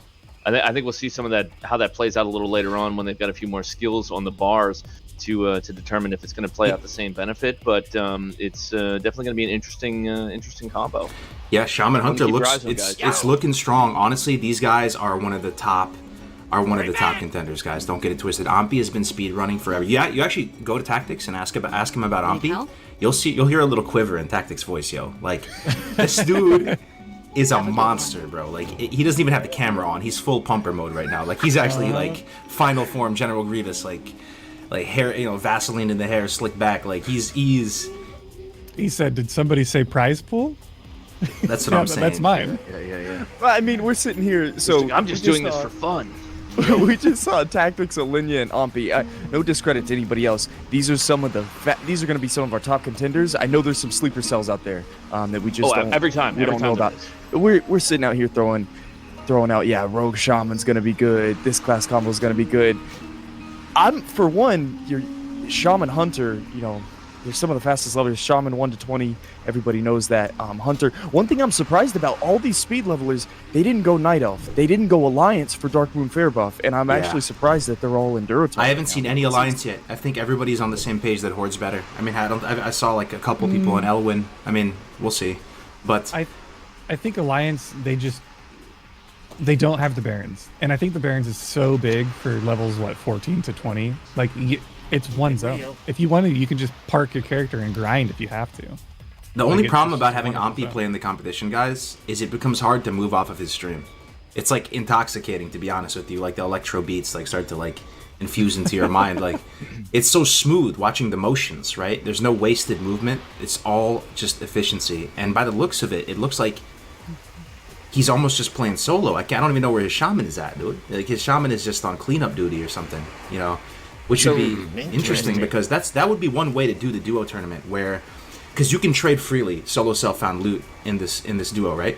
So instead of having both people, you know, getting stronger together, I wonder if there's a line of play where you just funnel all the gold and equipment and everything into one guy and just heal him and have him just like, you know, go final form. I don't know. Oh, wow. Well, I mean, it seems like Double Hunter would be the play here. So in this tournament, you can't do duplicates like we did last tournament. Is there a line of play where right now Ompi is killing everything and the Shaman's literally just picking up 10 cactus apples, he trades them to Ompi, and then he picks up another 10 apples? Oh my, I never even thought about that. That could be 200 IQ. That could be big. I don't think you'll get both players up enough. Like if you have an imbalance, like the one guy's just dragging behind the entire time, like okay, say he hits 22, 23, like, and the other guy hits, you know, 16. That's not going to be an end game play, because you know you're going to have other players that are both hitting 18. You're going to have other players that are both hitting, you know, 19. You're not going to be, you know, getting that collective total together, which kind of takes away from the duo opportunity or the duo purpose of the cup. And shout out, guys. Just remember too, if you've got something you want us to pull up on stream, you can hit any of the mods here. You can drop it in the chat. Let us know you see some fat plays. Make sure we see death clips. You know, if we miss it, wait a few moments and try and drop it again, and let us know. But we want to see as many people up here on the screen as we can. And we do our best, but sometimes it's difficult to get everybody in there. So, you know, if you see your favorite streamer out there, let us know who they are, and we can try and pull them up. You guys are our eyes and ears, chat. We really are counting on you to help carry the stream here. We got Silver Sable up here and Elwyn Forrest. She's appears to be rocking the Mage. It looks like Mage Pally, maybe. Oh yeah, she's with Quissy. Yeah, Mage Pally. Quissy. Yeah. So they're running with that. But I'm really excited, folks. We have a hell of a race on our hands today. Tommy and Tactics kind of have dad bod this tournament just a little bit. They're not in peak shape. They haven't been, like, you know, eating the egg every morning. They've been slacking off, rolling into all those Twitch primes because their streams have been popping off. You know, meanwhile, Koiv and TD head down, executing, peak condition, practicing, you know, already had a good route with the no class duplicates, and Sleeper Cell Ompi, who hasn't been streaming for months because apparently he was getting grief doing the Scarabord thing. For all we know, he might have been plotting and planning and coming up with the ultimate leveling route. So we have a race on our hands here today, folks. Yeah, I'm excited about this comp in particular. Mage Paladin is very, very strong. Very strong. I know people sleep on mages with downtime with water and stuff. You gotta realize, if that mage somehow gets a wand, or if you live long enough to get that wand, you are a comp that is going to be two-shotting mobs all the way to 25. There's just no, I mean, it's easy. Plus, yeah, Bubble. The survivability is really good on any class or any team that's running Paladin in their comp. Mm-hmm. So it's nice. It's nice if you're going for the long game and you just want to live for the 8 hours and you want to get, you know, your name up there in the lights somewhere, maybe not the top. Unless you practice, you know, a lot. I think that Mage Paladin could actually win. It really could. And you have to understand, too, that the closer this race is, like, Tommy and Tactics and Ombi, like, they're all listening to see who's up there with them as we go, right? They have corner boys out there on every stream, feeding them the intel, telling them, yo, Tommy and Tactics are a half level in front of you, right? So the closer it is, the more they're going to be trying to push and pump and risk it for the biscuit, right? I mean, like, and with that is the danger level increases. So we could totally see one of these, like, crowd favorites go down, and that's all it takes. Dying one time, yes, you can restart, but when you're playing at this level, like they are, you know, if you have to restart and you die, it's pretty much over. There's no way to come back from it, right? Even if they were to die right now at, like, level 6, they're probably done for the tournament, like Ompi and them. Well, that's the thing, though, unless you have another top contender goes out. And that's very, very possible, because even if you feel confident in your position within the rankings, like, you don't give up, you don't slow down, you just push. And if nothing else, you push for your own PB, your own personal best, man. You gotta just go harder every time, nonstop. Mm-hmm. We should have T-shirts, guys. We should have T-shirts that say "I survived Hardcore Cup." And then if you live all the way through it, you can buy a shirt and don it with pride on your next stream. Yo, I love that, actually. Speaking of merch, though, by the way, if you see that little graphic at the bottom left, Brandung has been going hard with the new merch designs. If anybody is really, like, loving the hardcore stuff, they want to support the community. He has some new designs there. Gray's got his on. Winky's got his hoodie on. I got my Hardcore Cup and my hat right here, man. We live this stuff, man. Sorry. Sorry, I wore a dress shirt and tie. My bad. Dawkins the professional one out of all of us. But so the other thing I want to say too about duo leveling is, so when it comes to solo leveling, okay, solo leveling takes a ton of skill, right? But duo leveling is interesting, man, because there kind of is more min-max in a sense, and I'm going to talk about what I mean by this before everybody freaks out. You get more min-max with duo because there's other mechanics that open up in the sense of being able to trade gold and items back and forth. You have 2 sets of inventory to manage, so you have, you know, essentially 8 bags instead of 4 bags or whatever it is, right? There's also the ability to share quests. So, and this is something I don't think a lot of these big brains are doing yet, because it would take a lot of work to cook up a really solid duo leveling plan like this. But what you can do when you're duo leveling is to split up into different directions, pick up different quests, and then converge and share those quests so that you're saving some travel time. Now, for an example would be like in Duratar, that seems like to be the most popular zone right now. You could have one person go up to Razor Hill and pick up the Canvas Scraps quest and pick up the Raptor Egg quest from Razor Hill, and the other person could go south to Senjin and pick up those quests and then meet up together and share them, which would be a net savings in time. So there's lots of little plays like you can do. Potentially. It depends on the objectives of the quest as well. You know, if it's a pickup quest, 100% it makes sense. Like one person gets it, starts knocking it out, the other guy's running to get the other quest, comes back, shares them, and then, you know, maybe the first player is now done collecting theirs, and the second player can start collecting after they share, and then you start seeing a benefit to that. But I think you gotta, that's where the breakdown comes in, seeing who's going to take and map out, okay, where are the optimum times and places to do these. And that's definitely a good look at opportunity right there. We're talking about, you know, Sinjin and Razor Hill, but just depending upon which quests are available at each location, I think. And that's where it broadens that whole scope. And like you're mentioning too about the dynamic between, you know, multiple players and the bag space management and all those things. I mean, it's definitely a huge thing to do that, because now instead of looking at one tool set for a single character, you're now looking at two tool sets, and then you have to look at not only 2 but the combination of any 2 from any class, any race combo, and then see how they synergize the best. And I still think that's something we are waiting to see refined to the you know, to the finest point. You know what I'm saying? Like, a lot of people are going in there, they're looking at, they're practicing, they're running through, they're doing very, very well. But is it possible to do better? Yes, I do think it is. And yes, I do think we're going to see more of that worked out as the competitions and as the hardcore concept itself goes forward. Mm-hmm. An interesting strat right here. As you can see, there's multiple ways to build this car. I don't know if anyone knows definitively what the best play is. I'm looking at this is Tommy Salami up here, multiple world record holder for pretty much all the 1 to 10s. I think he might have had a few records broken recently, and it like triggered him immensely, and he's been trying to like get it back. I love Tommy. That's the only reason I'm talking shit a little bit, busting his balls, because I love this dude. He's great people. Imagine, but he is playing solo right now, pretty much. Like, so the rule set says you need to be in the same zone at the same time. So that means you could split up and be doing your own thing separately in the zone. And it looks like he might be doing that. I'm looking at his mini-map, and Tactics, his partner, seems to be a little bit... He just got in range. Okay, is he just this got in the range. play, though? Yo. Do you split up and not share experience? It is. Is this the play? If it's a kill quest, it might be faster. If or it's like a kill quest, you don't... a gather quest. No. Well, you don't lose XP if your teammate's out of range, right? So you could literally split up, do kill quests, get full XP out of it. Sure, but there's also just the thing that if you have over 200% combat efficiency, then it's actually more efficient to do it as a duo. So you just have to make that determination. Like, yes, you're going to get full value out of the kill, but you know, you could be killing slower, right? So there's that to consider. There might be certain times where you come together, certain times where you stay apart. There's other things to consider too, like some quests seem to be randomly duo friendly and group friendly, and some are the biggest pain in the butt in the world. And knowing that, right? So stuff like Crom's Medallion, that's a quest that is actually more group friendly than it is solo friendly, because the crocodiles are super hard and difficult to kill right on the western coast of Duratar. But in a duo, those crocodiles will go down quite fast, and the medallion doesn't need to drop twice, it only needs to drop once. So just knowing which quests are going to be like really congruent with duo leveling is going to be essential here, and which ones to skip.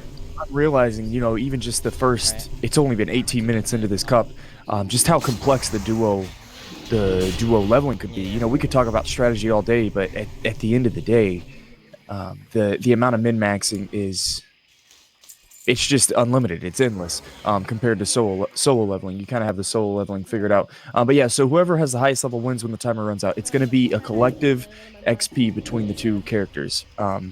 That's how it's determined who wins at the end. But yeah, it didn't even cross my mind that you would try and min-max, you know, being grouped in the same zone, but getting full XP by just being out of range of their minimap icon. So again, the complexity going into this duo tournament is just blowing me away in the first 20 minutes. I'm excited to see how it rolls out. I want to see named mob griefing. Definitely. I want to see a lot of people have different approaches. It's good to see. I want to see camping of quest mobs. That's what I want to see. I want to see people going out there saying, no, you don't get this named mob at the end of this cave. Just for the lulz, you know what I mean? So I was doing duo rogue with Darken HC, and then Jamin and another one of his friends was doing duo rogue. So we had this little mini competition between the two of us last duo tournament, and we were both undead. We were trying to do the level 10 kill quest to get our dagger, and yeah, we tried to camp. I was watching his stream the whole time we were playing. I felt like a scumbag. And we were trying to kill the spawn right before he did, so they would waste time, and we would get the edge in that group. So You guys heard it here. A lot of scumbag, self-admitted. No. There's a lot of different narratives being written today. It's going to be more exciting. You know, stick around if you're tuning in and out in the next hour, the next 2 hours, whenever we get to the higher level zones.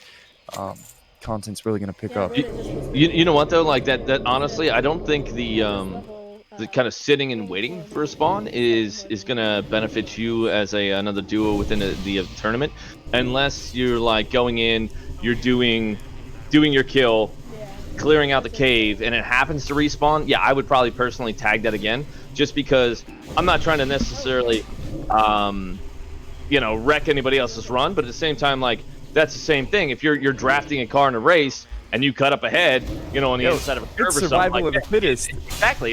You're playing strategy. Like, I don't think sitting there waiting for it is going to benefit you, but I think if you can snag it another time and maybe prevent the next incoming team from, they're going to have to sit for a minute or two, especially early on, you're going to start seeing, those once you get out of the starting zones, you're breaking away from the mass of people, you're not contending with mobs as much. That's definitely going to slow people up and give you a little bit of an edge. Have we seen anyone in the undead zone yet? Is anyone leveling in the undead zone? Yeah, I know there's a few. Let's get that. Who's got a link, guys? Drop one in the chat. What was that? Yo, what the hell? I don't even know where Ompi just came from. I don't know. Somebody said go check Ompi's stream. I see him come back, he's butt naked, and he re-equips his robe, and just like, here he is.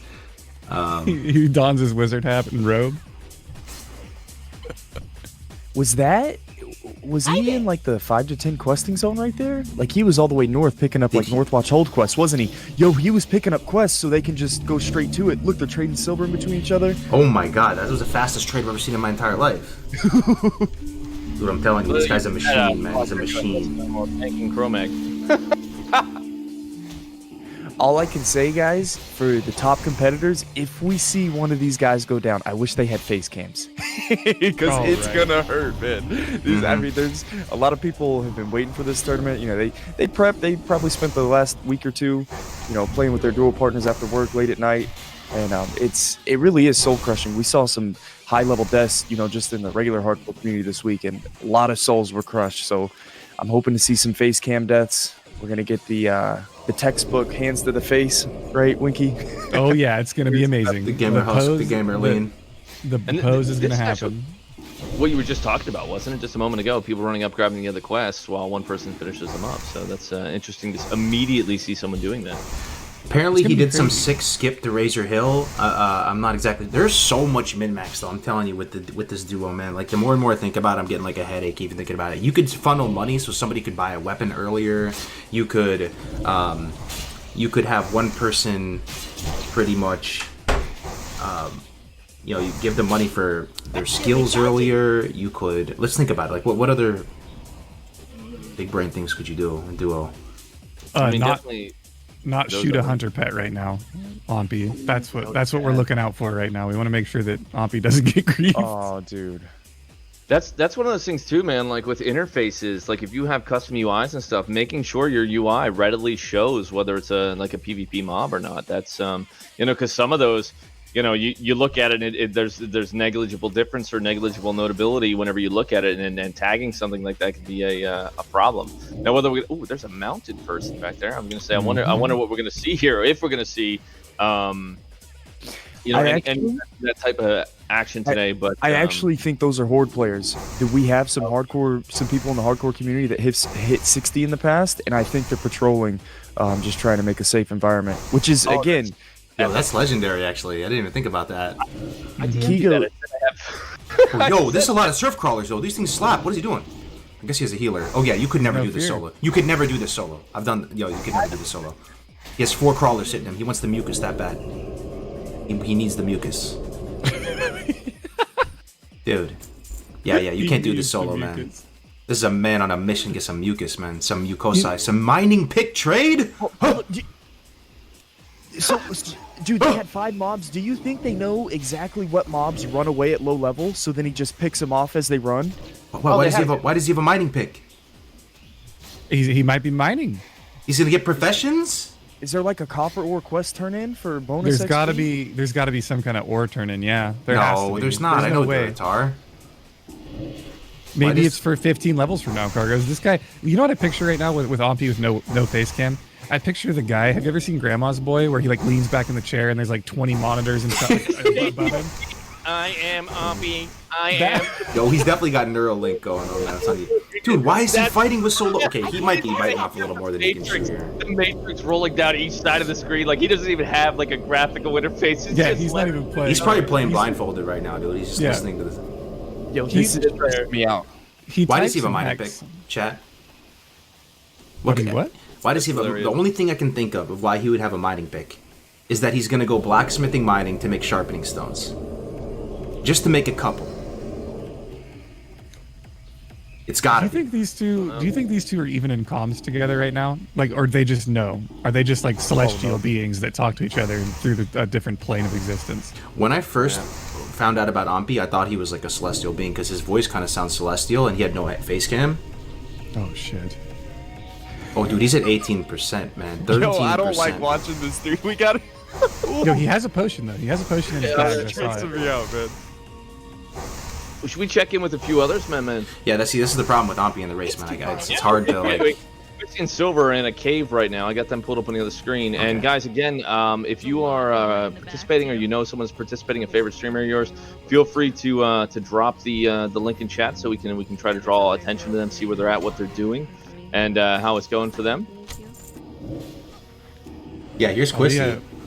Yeah, they're in the beginning cave, the human starting zone cave. It's interesting. Nobody made the level 1 run to Goldshire to pick up DMF. Because if you do it at level 1, you might be able to get it twice in the run, right? No, you definitely could. Yeah. It's not worth it. I think it'd be worth it to get it and then literally go to Fargo Deep Mine and just grind 4 levels. I think you get like 3 or 4 first. I mean it's 10% damage. It's not like. Oh, trust though, but it depending on how congested the human zone is, the play might be just leave the zone. I mean, you level up to 2 just by getting to Goldshire from discovering things. Small brown pouch alert. I believe I'm listening to their high-speed gamer comms that Silver Sable just acquired a small brown pouch. Nice. There's some blessed vibes in the chat. You get 1 or 2 small pouches. It is absolutely a blessed run. You're making it to 60 every time. Yeah. Best icon in the game. The small pouches. The red one, please, right? Oh, if I can. But No, all trolling aside, the pouches are actually huge drops in your speed leveling, and I'll try and break it down to you. There's 5 different colors. The brown pouches, they vendor for a silver 25. All the colored pouches vendor for 250. So if you get out of the starting zone and you want to buy one of those weapon upgrades from the vendors, they normally cost 5 silver. Like the staff I'm thinking of, it's like, I think it's 5 silver, 10 copper. If I get a colored pouch, I'll sell the 6-slot bag, I'll buy my staff, and then I'll go kill a couple mobs so then I'm just killing stuff faster. Then whenever I come back, I sell my gray items and I buy the pouch back. So the 6-slot bag, it really does allow you to get your weapon upgrades faster and maybe speed up your run by a couple minutes. Absolutely. It is RNG based. I like to think that a lot of these this 8-hour time gated event isn't too RNG based. I think skill really just pulls ahead in all scenarios. But I think the small pouch has the potential for getting people ahead in little ways. Even in the regular non-competition runs, like I've done that where I went in and there was a vendor that had the gyro chronometer or whatever you need for that the Badlands quest later, and I'm like, oh my god, I was like 30 silver short, and I ended up selling like half the crap in my bags that I wanted to keep. Went and killed mobs, came back and buy it, just because that getting that from a vendor is so difficult and make you. Oh, here we go. There we go.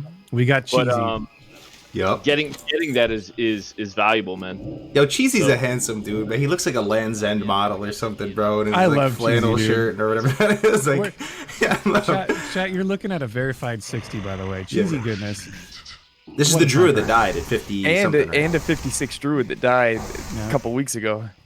Yo, he actually messaged me when his druid died, and he said he was thinking about quitting WoW. Period. That's legit how it feels when you lose a 50+ character. Yo, you guys think you're having a bad day? Let's pull up the Sophic stat the other day. No. Oh no. We don't dude. watch that. We're vibing right now. It's too good energy to watch that. I will cry. It's on Live Leak now, Grace. It's so disturbing. It's bad, dude. Don't worry, Doc. Well, I'll PM it to you. That's something you only. That's like what Grace said about Voldemort. It's the clip that shall not be named. Yo, no one watched that. Talk about it. Yeah, Do I really want to see die? I really want to see Grace die because I want to eat that chip, man. I want I want that chippy. Well, he had some pretty close calls the past couple days. Character and let him die.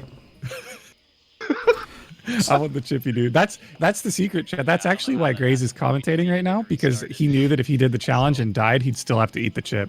I've never survived these 8-hour events. Yo, you're not wrong. Blaze for days. I put him in the closet behind me, man. I'm sober for days whenever I'm on, like, no chances.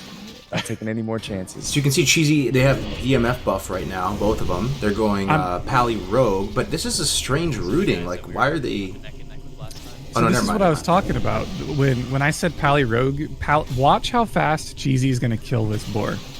Like, Paladins at level, like, their power spike 1 to 10 is insane, and with DMF, like, a rogue is just tickling things in the back while the Paladin's doing the heavy lifting. Like, it's literally, you're going to be able to pump, especially, if you go dwarf. I don't think we have anyone in Dunmoreau. Yeah, but if you did, you could go to do Vagash, the elite. You could kite him to the guard and get that pumper maul at like level 8. And then you literally two-shot. Yo, I just excited myself. I just remembered something. Guys, you remember how excited I got when Ampy was, when I realized Ampy's playing? There's another huge brain guy who I've been a fan of him since, like, way before Classic, like since Elysium and all that. His name is X-Ruse. He's a European guy. And he's gonna definitely be in Dunmoreau because he plays Gnome. And yeah, he's playing right now. This guy, he might win, guys. I'm not even joking. Most of you probably don't know who this guy is because you have to pretty much play on private servers. Always love it. To know who this guy is, X-Ruse. Is there anybody in the chat who knows who X-Ruse is? You'd have to have been playing back during like Nost, Elysium. That'll go before. Zethker. He's in Dunmoreau and he's playing. It looks like Pally Rogue. And this dude was duo leveling before duo leveling was vogue. Like he has YouTube VODs of him hitting really crazy timings, like 1 to 20 in sub 8 hours with Warrior Rogue. That was the VOD that I studied. Him hitting it was 1 to 20 in under 8 hours. Warrior Rogue. This was years ago. So this two. I mean, I wouldn't be surprised if these guys are top contenders. X-Ruse. Very nice. Yeah, I've seen very impressive things come from classes. Like watching, was it the last single Solos Cup we had? The Warrior, what is it, 18, 19? Like he was up there, and we had a Paladin that was 21. Like that was impressive to me. And then just after going back to re-level Paladins, multiple times over, just seeing like how fast, like just watching, learning a little bit, and then just increase or decreasing your time to get levels, man. So this is the guy. Somebody just said it in YouTube chat. This is the guy that does the level 1 Twink guide videos. Have you seen those recently? Oh no, I haven't seen those. Oh yeah, He's been posting these like 1,000 health warrior, and he was killing people in Red Ridge Mountains. So it's cool to see in one way. yeah, he just cool to see content creators being a part of this. You know, everybody's kind of coming out of the woodworks. Yo, I'm a little terrified. This is Hardcore Community Cup number 5. I played in the first couple. You know, I was boosting my ego a little bit playing Druid. No one plays Druid. Yo, we got some gamers now, man. We really the competition is getting stiff. I'll tell you right now, chat, this is the most competitive Hardcore Cup we've ever had.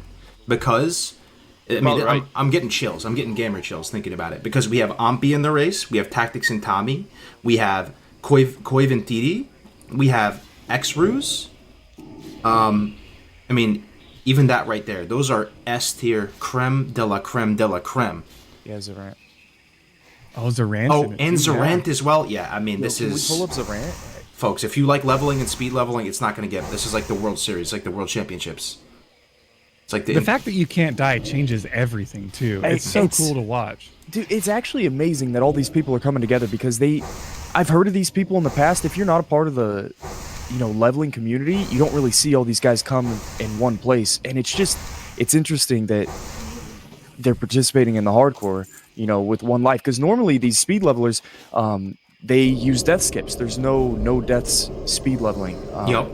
And so maybe this is a whole new meta for them. This is a whole new Grace, because opportunity to sink their teeth into. In these people's minds, Grace, and in 99% of the speedrunners' minds that I talk to, they believe solo leveling is superior to duo leveling. They think solo leveling is the best. They count on themselves. They get the best times of solo leveling.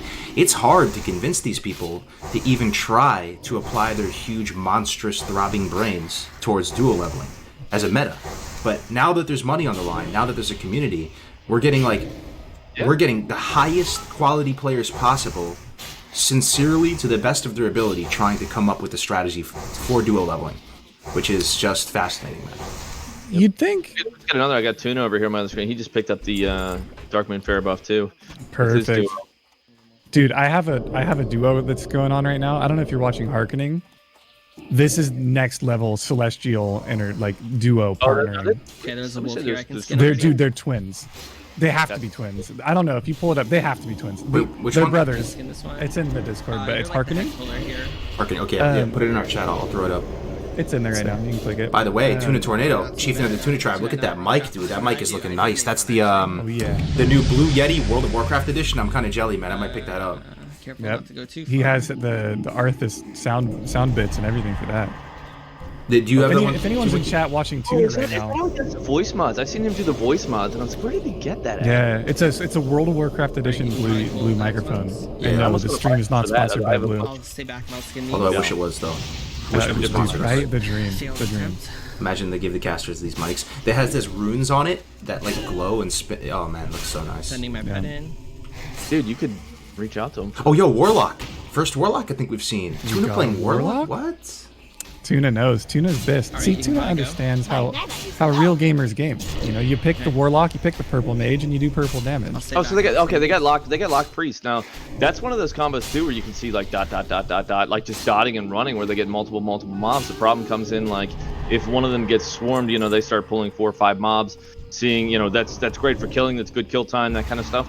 But if one of them starts getting clapped on because they pull too much aggro, that can be a problem. But I think once you get a few levels in, you start to get maybe some fear. You start to get some things like that. It gives you a little more survivability when you get to that point. I never thought of.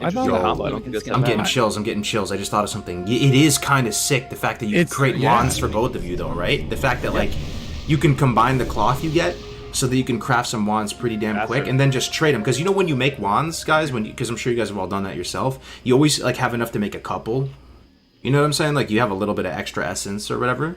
But in Duo, you actually get to make use of that other wand. And for some reason, this man has leatherworking. Why does he have leatherworking? For the armor kits? It's got to be for the armor kits. Maybe it's the money. Maybe they just want a little bit of extra coin out of the gate. Yeah, he wants the money. He's got to get the money, and then he's going to switch to whatever he's going to do. Leatherworking doesn't make you money, though. Leatherworking is for... Skinning does. Skinning does, but... Oh, he picked leatherworking up. Oh, yeah. Well, see, he's got armor kit on his bar. Maybe that is it. Or maybe he's trying... I don't know what point with leatherworking you can make greens. I don't know if they're going for greens. Oh, my lord. To make the wands or what. It's got to be armor kits, man. It's got to be armor kits. I mean, if you think about it, how many slots could you put armor kit on? 3, 4? So, 4. I mean... 4. You're not going to... noticed. leatherworking is for disenchanting? I thought you always went tailoring. That's Oh. 200 Did you get the IQ. wand Well, faster? you're diversifying though too, because one of you taking all the Right, cloth I'm to make dying. greens, Are and one you of you doing taking something leatherworking to make green. I don't know. Wow. That's Oh. genius. They're gonna make wands with leatherworking instead of. Well, No, I bet you Tuna's partner has tailoring, and they're just going to Oh split yeah, the load. I guarantee you they do. That's so smart. Because Also, you can't farm tons of linen cloth efficiently bio. while you're doing some of these kill quests. no, but you can farm leather. But you I can feel farm like they leather practiced efficiently. this, yo. Like he seems too calm. Like for this to be like a first time strat. You know, like Can- he's just can we skinning talk- cows and shit. No, we're going for Can the we talk skinning. about the We're going for size of skinning the method, chest on Dokken. Tuna Tornado? We tested it last night. And it was just way It's a faster huge chest. to get all the It's skins. massive.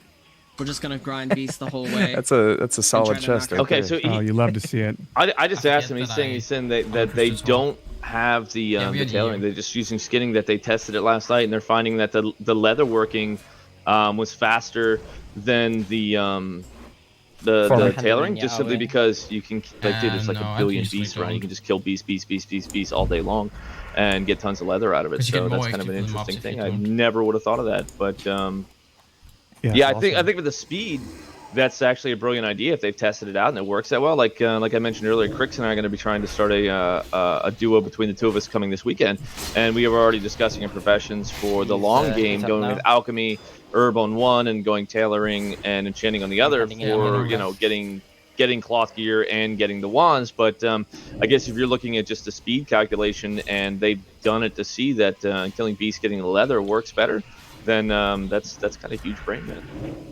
I never would have thought that. Yeah. There's some really interesting strategies coming out. I'm having a ton of fun. I don't know. You guys having fun watching? You guys, the cat, like this is great, man. Oh yeah, I'm actually just happy to be here, guys. Thanks again for putting this together, Cargo. I'm giddy. It's a great opportunity for everybody to play. We kind of had this artificial fresh in the hardcore community this last Wednesday, so a lot of new people re-rolled. We have the hardcore community cup this Saturday. You know, even if you're not playing right now, hopefully, you know, you got time off work. Okay, just stop Maybe her you're towards watching the red. Duel Cup. You're rolling your own solo character. No, It's a really good time right now. In the WoW community, we got Max coming up. Shadowlands is going to be released pretty soon. Lots of content to sink your teeth into. Good time to be a WoW gamer, man. Good time to be a WoW gamer. What a time to not play retail, am I right? That's a winky with the hot takes, yo. The winky hot Only takes. one of us Yeah, I has. got I'd you. rather waste my Grind, time should doing I something grind? fun. Oh man. Damn. No, inside the castle. Yikes! All right, I so actually let's am see. very excited to roll a Volpera Death Knight, okay? I am very excited, okay? I got my Sprite Darter set already, man. I'm good. I'm ready to go. I don't actually. Let me out. You Put say me in. retail, and it's like you might as well just drop me in a foreign country with a language that doesn't even belong there. Because the last time I tried to play retail, I logged in and I'm like, I don't understand org. Like nothing looks the same. There's flight Okay, paths you to a need to million pick up places. 2 quests. All It's these one in the islands and tower, lands I've never been and to, one, and it's all ridiculous. top Like of I the don't know. scraps. I had more fun playing pet battles in retail than actually playing retail. My We're brain we're can't boomers, handle the guys. pixels. We're boomers, okay? I mean, come on.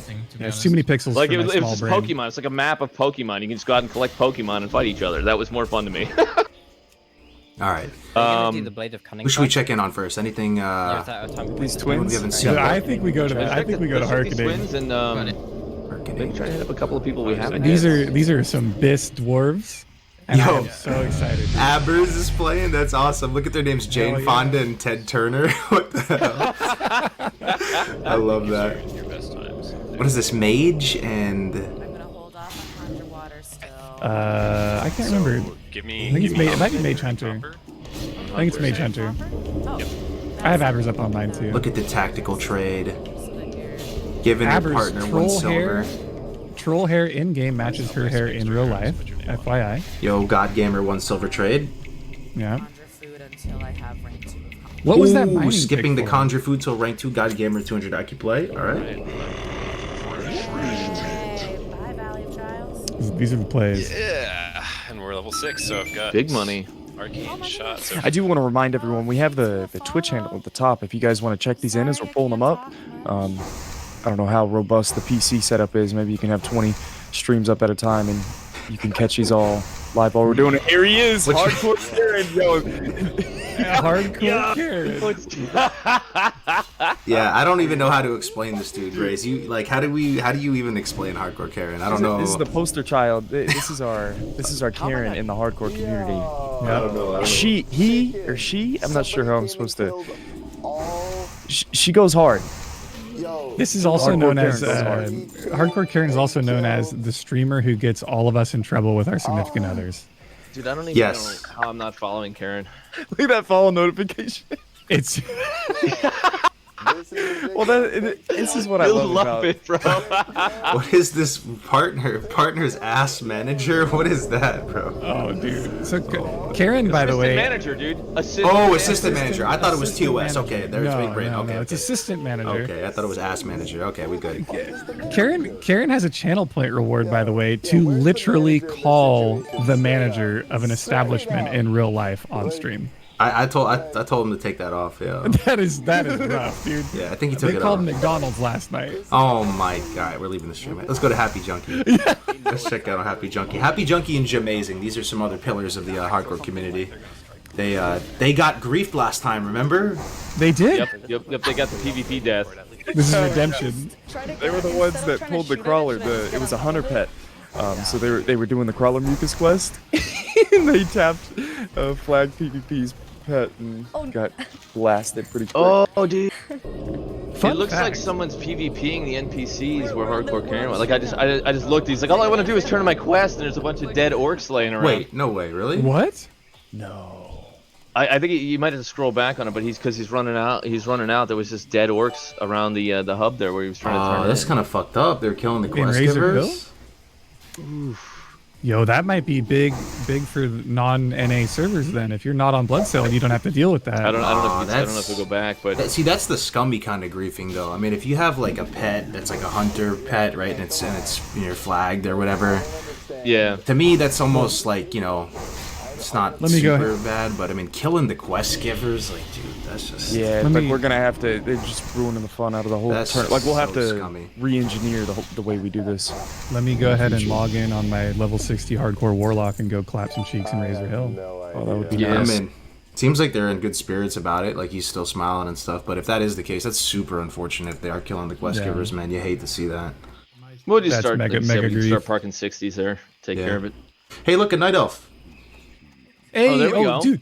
So this is Kat and Nom. We ran into them last night. We were doing Man vs. Stream, and we ran into Kat and Nom, and they had their names switched, and they were trolling me for like an hour.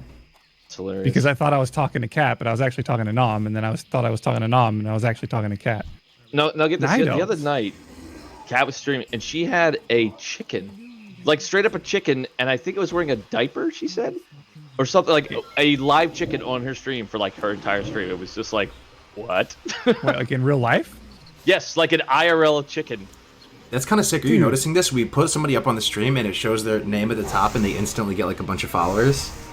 That's awesome. That's actually Let me dope, see it. dude. Look at that. We're like That's a community building we're right like there. a growth vehicle, man. I don't know. So that's cool. No, it's good because you know what? It's just it's part of the community, man. Everybody loves to see who's doing what, and how they play, what they're competing in, and who they're partnered with, that kind of stuff. So it's always great, man. That's why I keep telling everybody. We're not having a lot of people share them in chat, so if you guys got streams, you're checking out things you want to see, feel free to drop this in chat. Let us know, and we'll try to try to focus on this as well. That feels really good, man. Like, you just get the highlighted stream, and then they get some followers out of it. So even if people don't win, they're getting some growth on their stream. That's huge. Look, they just got like 10 followers or something. Yeah, that's... So Kat right here, she is a really big brain, feral druid cat. She raids on one of pretty much the top guild on Bloodsail, Sharp and Shinies. They are very, very organized, high speed, low drag guild. She has like full pink parses across the board, takes tremendous pride in her druid play, loves druid so much, and I've never seen her play another class other than druid. She's partnered I up. don't think she can. I don't think it's possible. I don't think it's in her blood. She has to play druid. Yeah, it's all part of her, brand. She's got the cat ears on, everything cat. She's playing with Nom Nom, another absolute pillar of the hardcore community. The first dude to get 260s on hardcore. He's been working on his warrior, and so these guys are definitely solid contenders. And I think this is the first time we've seen a night elf pair today. Yeah, I don't know if she's died yet, because she was. I remember she said something like she's got X amount of levels and no HC deaths, but she's got multiple characters that are HC leveling, but none of them are capped out yet. So I don't know if she's had any deaths since the last time I heard that. Well, but she also has a impressive. duo. She has a duo Yeah, in the yeah, 30s. yeah, yeah. The druid that's like in the 40s, I think, because I was Yeah, following. they're up there now. So she's no new to the duo leveling. So her and Nom might actually pull something out. I don't know how. I They know get a the lot of Dark practice. Shore is amazing quest experience Nom for out. Alliance. So it's interesting to see if they're gonna actually pull ahead in Dark Shore, like levels 10 to 15, maybe. Guys, opposed to the We people haven't who seen don't anybody do the else here skip. yet. Honestly, No. anything could happen though. With DMF, with apparently people griefing quest givers, there's like all balance is like gone. I have no idea what's about to happen, right? If people are starting to murder quest givers and stuff, like we're in the twilight zone. We might see Ombi, the big brain robot, literally solo a level 60 griefer on a level 6 hunter. Well, this is what I was talking about at the beginning of the tournament. I hate that it's outside forces like this, if that's going to be the case, but the competition is never going to go as planned. It never will. And the people who are going to pull ahead, I would like to think are the ones that are just, they're adapted to speed leveling. They know how to adapt. I hope that it's not like one server has the advantage over another. That's going to feel super bad. And we'll just have to adjust on the next one. It is what it is, though, Grace. It's realistic, I'll tell you, because Yo. I played on many freshes. I don't even know how many. I'm an absolute nerd degenerate. I've played on many freshes, and there's never been a fresh where my plan has gone according... where the plan has gone according to plan. There's always something kind of messed up or scuffed, or there's lag, or you get DC'd, or you're stuck in a queue on the private servers. It would just be... Sure. You know, you get DC'd. The BWL race, there was a lot of, apes and the E realm not being able to get in, and I think they tied. The people that have gotten like server first on the past and private servers are the people that can adapt and play through the best. I'm thinking of like Colroyds on K3. I'm thinking of, Ampi might have had some server firsts, yeah. So. No way. What's that? People are. I logged into WoW, and people in Victory or Death are saying that Peyo is on a Night Elf griefing. No. You're trolling. I'm not trolling. No. Time is money. I doubt it. They're probably trolling. They're probably trolling me. My man Peyo's over at AQ though. on his bug mount, bro. We're chilling. Yeah, no, he's done. We're He's checking done. with He's chilling. General Grievous Yo, feature himself. Peyo on the stream. What a beautiful headband. Yeah. All right, let's see. The Colts are us, Ampi legend. is level 27. He's no, I'm joking, but yeah, he's going for Jalazay now. Looks like it. Yo, does someone have a stream link? If someone's getting killed by Colts or us right now, Yeah, I gotta see it. There's definitely a Night Elf in the Coltiran area getting attacking people. That's Really? for sure.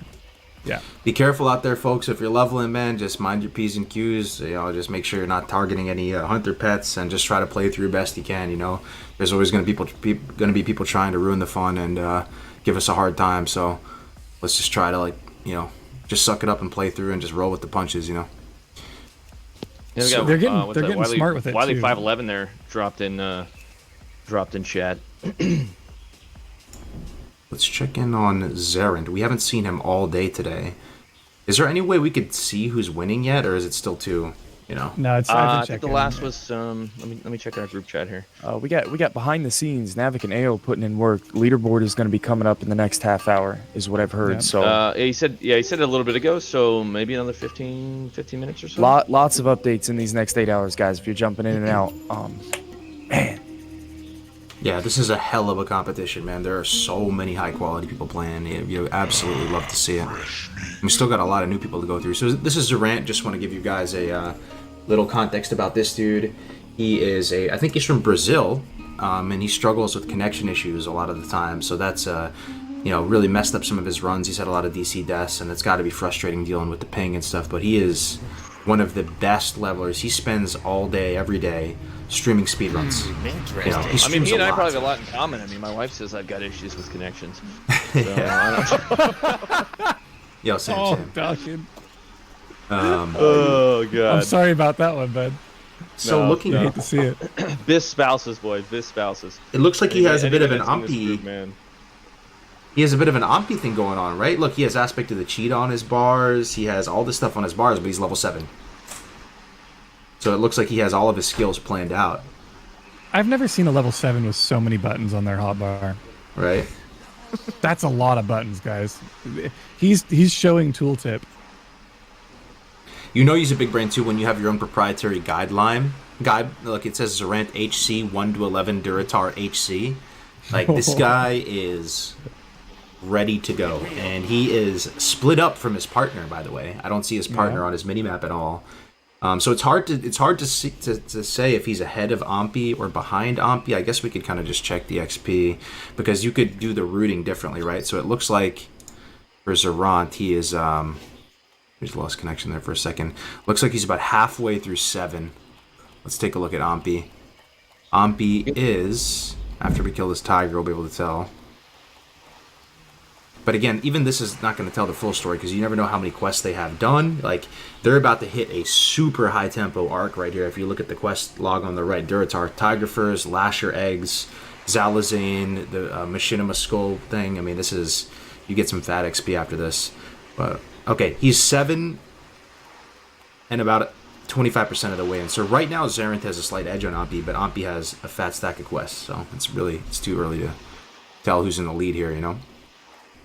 That's something to break away. But with Zarant having his own kind of quest lineup set out, that's a huge thing, I think. I mean, because what that does is it helps keep you from, like, you know, sidetracking, like, oh, I forgot I gotta get that thing, or oh, I missed this. Like, it's literally, you spell it all out, and then it's like a book. You just read through, and then I think the thing to do would be to build in a couple of skip points, like, you know, put in a little bit extra, because, you know, in the competitions, like we were just talking about, there's variance based on what other players are doing. If they're getting that name kill, okay, screw it, skip it, go to the next one. You know, just evaluating each of those things as they come up to make sure that you're you know, you're not missing things of high value, but at the same time, you're also not wasting time on things, you know, otherwise, and don't make it so scaled so hard that you can't skip a few things here and there.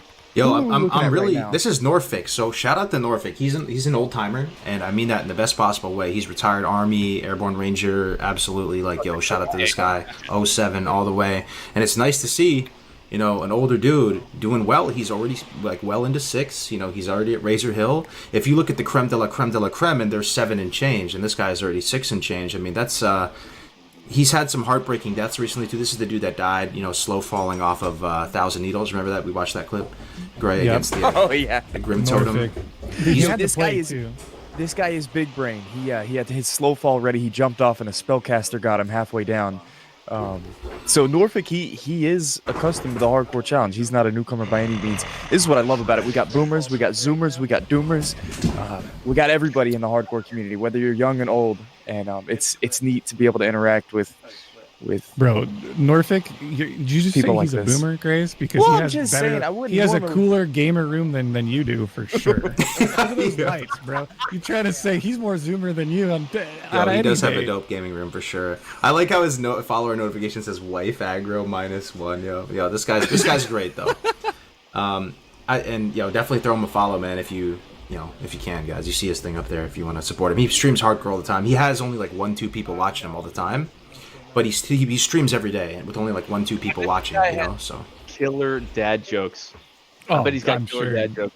I'm just saying, I love dad jokes, man. He has amazing stories. I've been in his chat before, and he'll tell you about like his past tours in the Middle East and all this. He's got that wisdom, you know. So definitely think about. Quick update, chat. Everyone that's playing right now, if you're listening in, I am standing in Senjin Village, and the NPCs are dead. So, just FYI, do something else for experience for 2 seconds. That sucks, man. They spawn pretty quick though.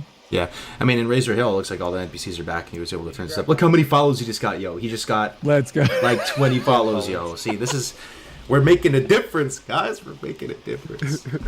This is great. Thanks everybody for being such a good sport watching. I hope everyone's having fun today. Let's see. I'm ready.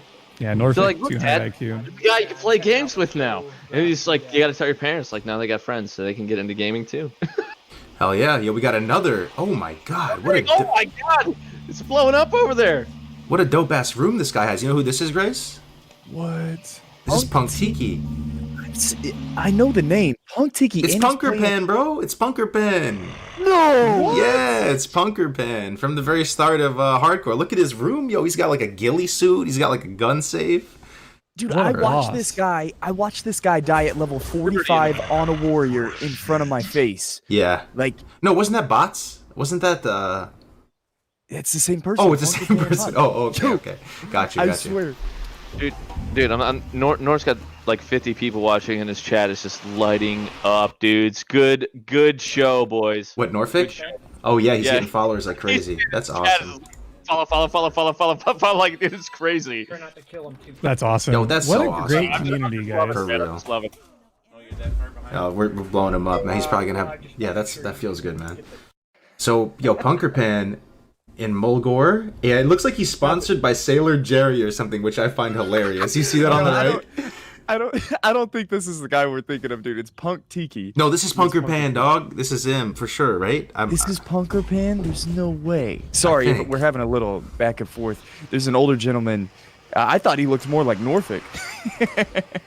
Okay, I could be wrong. I could be wrong. But Punk Tiki's been here from the start anyway. He reminds me of the Tiger King a little bit.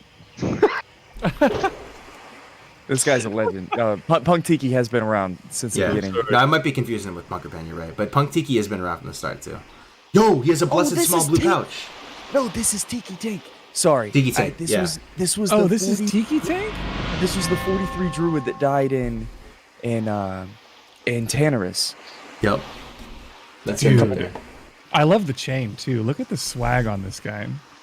He's got a nice silver chain. A Swin2903, thank you for the prime. All the bits, the primes, yo. Cap City, thank you for the bits, man. Really appreciate just you guys tuning in today, man. It's awesome. I'm having so much fun, man. Okay, who have we not seen yet? The twins, bro. Have you been to Harkening? Wife, real quick. Punk Tiki. Partner. Is that his partner?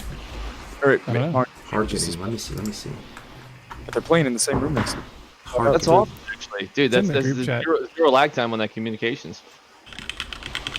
Let's see. I've never been to this stream before in my life. Let's check it out. These guys are on a celestial level. Yo, what am I looking at? They're like twins. Yeah, bro. They got matching clothes. They're matching dwarves. Can we get some poggers in the chat for no 5 gum ads so far? The ad block seems to be working. All right. Anyway. Yo, Harkening, everyone. This. Imagine duoing with someone who's like this level of commitment. You know what I mean? Like, samesies.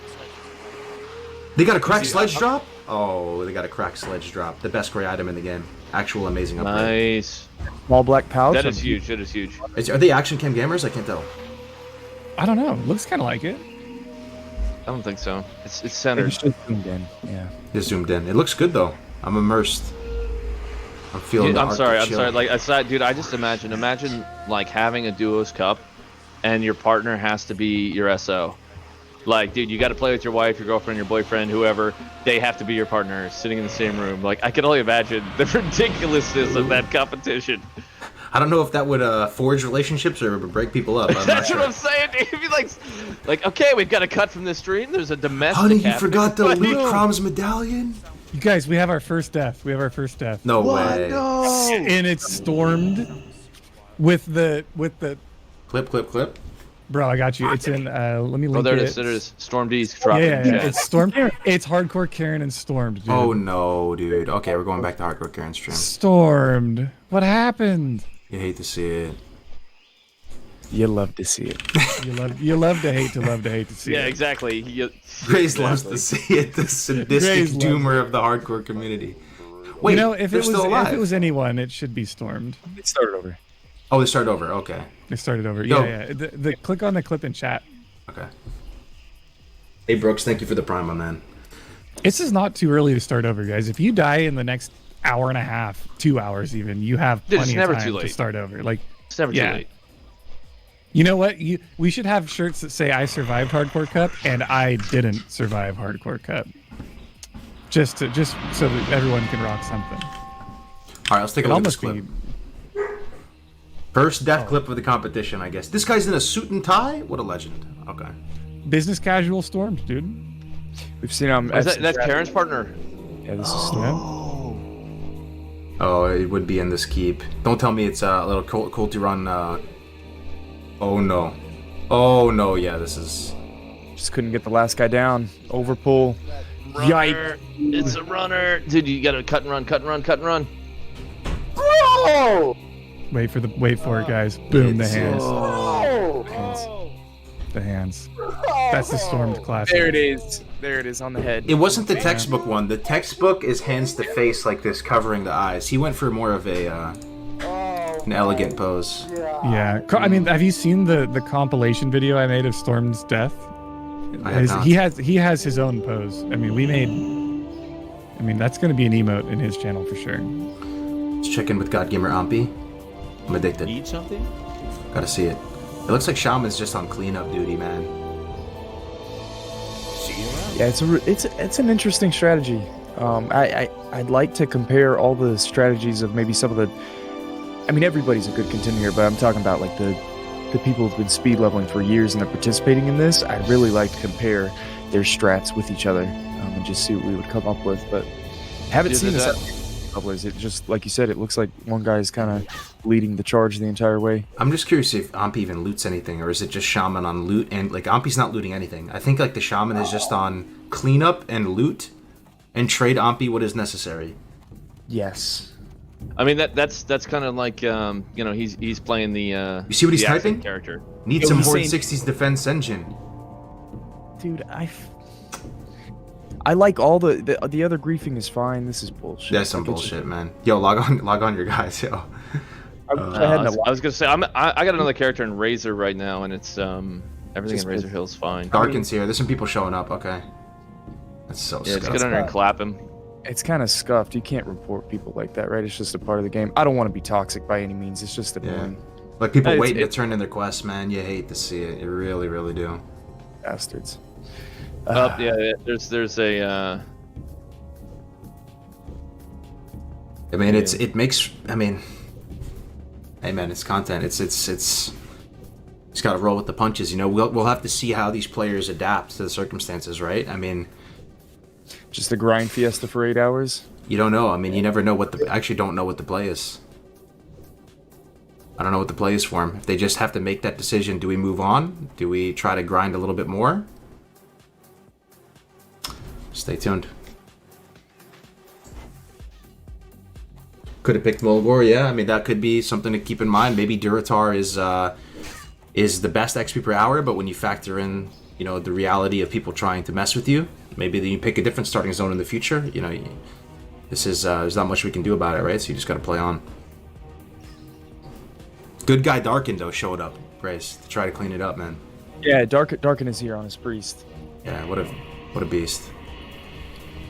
All right, well, hopefully it works out for him. Let's see who else you got. Fun fact, guys, in Senjin, I was just talking to Darkin in game. It's a level 60 Night Elf Rogue, and they killed Darkin. So, oh no. So we might need Force out there, you know.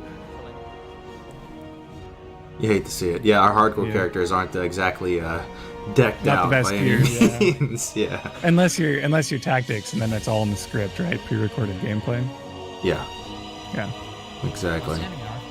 So they ended up going. I didn't really actually put the piece together. So they ended up going Hunter Rogue, Tactics and Tommy. Okay. Seems like a good combo. I mean, Tactics is. I think a lot of people are doing. I think the most we've seen so far is Hunter Rogue, Paladin Rogue, Shaman Hunter. Is that like Shaman the most Hunter. common? I don't know what to do. So you heard Tommy say that? I don't know what to do. Oh dear. It's because they can't turn their quests in. No, it was me. Ah, this is a big yikes. Yeah, do we have a leaderboard update yet? I think they're all stressing, man. The top. Oh, that sucks. Well, we knew it was going to happen. You know, whenever we started hardcore, for a while. Go ahead. RHC and ZHC, if the leaderboard's correct right now, they're already level 7 in OC. Well, yeah, these guys are 7. They're almost. I mean, they have some quests going in there, so they're right on pace with that. So the leaderboard's working. It's just not all the names are on it yet. So they're working real hard on it. They'll get it up soon. It'll be easier to update whenever they're 10 plus as well. They won't be leveling as fast in the next 7 hours. Maybe the tiger. Yeah.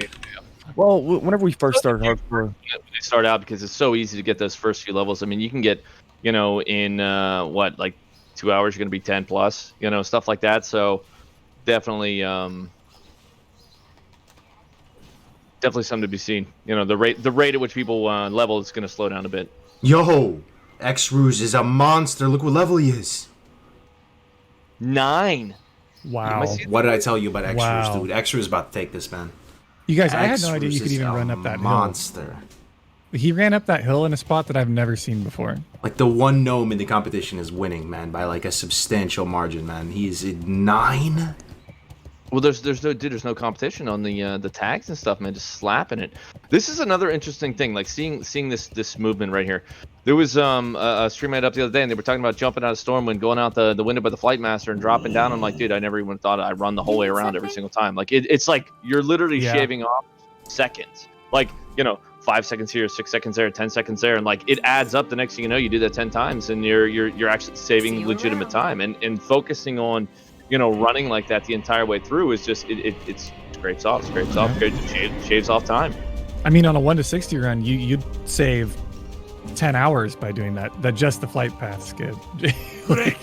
Yo, these guys are positioned so well right now. So X-Ruse is when rogues hit 10, and I'm talking about either dwarf rogues. Look at the tactical warrior tunic trade right there.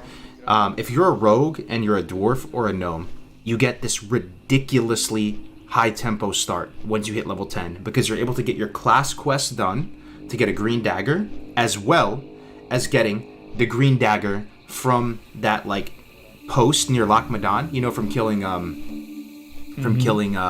Mangletooth or whatever that guy's name is. So you get another green dagger there. So right at 10 on the dot, you get 2 insanely powerful green weapons that you can start using backstab with your daggers. And then this dude who he's playing with is a paladin, right? He gets the Vagash hammer from the Yeti, that green, the Cold Ridge Slapper, whatever it's called. Yep. So these guys are about to pump, dude. Like all gas, no brakes. The Cold Rage 50 cal is literally broken. Like that hammer you get, that'll carry you to level 20 easily if you don't get an Executioner sword, that is. But like, I don't know about 20, but yeah, it's pretty damn You good. get that spiked mace. Yeah, the heavy spiked mace, man. Oh yeah, and the lock, that's a good one. That's huge, man. If heavy spiked mace is available for him right there, man, and they better have the money. I always call it the black spiked mace, and I get it wrong every time. People are like, that's not what it's called. I'm like, oh, my bad. Heavy spiked mace into Executioner's Cleaver is probably the line for them. As far as the rogue progression, they're looking at those daggers until scimitars at 14, or maybe he could even just go straight to hammers at 16, the white hammers. They're looking super good though, man. X-Ruse. It's going to get interesting here too, because with people getting up into near double-digit level range, this is when you start getting into the zones that are actually really, really scary to be in. Especially if you're trying to go fast. If you go into the Loch Madan and you go do those trogs and you're trying to speed through it, that could be the end of you right there. Is a problem, and some of those packs are like 2 to 4 pack pools, I think. And the other thing too is like these early zones, everything's like non-aggressive almost. So like you're not seeing you're not seeing stuff aggro when they're just running over top of things. You don't have to worry about accidental, grabs and that kind of stuff. Everything's pretty much an intentional pool, which a lot of players are mapped out and managed for. But once you get into those other zones, you go up to do a hogger and there's like camps everywhere, multiple mobs. That kind of thing is where you can start to see some danger zone. I do have a fun fact I learned the other day for hardcore players that are in the chat. If you're along this road right now that we're seeing X on, my bad, I'll go back. There's oh no, you can leave it. But if you're on the road to Loch Madan from Dunmorrow, there's guards that patrol, and you can pull any mobs to the guards to help you kill them. But you cannot pull the boars. The guards will completely ignore you and watch you die if you pull a boar in front of them. So those boars are actual slappers. They have charge, they chunk you for damage, and it's rough, and there's no help. So. Loch Madan boars, by the way, like the greater gore tusks or whatever they're called, were one of they caused some massive upsets in the past tournaments. So boars in general, even if they're a hunter pet, they have a charge ability, right? It's like a 6-yard minimum range and like 15-yard maximum range, and it gives them massive damage on one attack, and then after that attack passes, they do very little damage, like very 15 or 20 damage. The charge is like 60 or 80, and I think they can do it again if it stays alive long enough.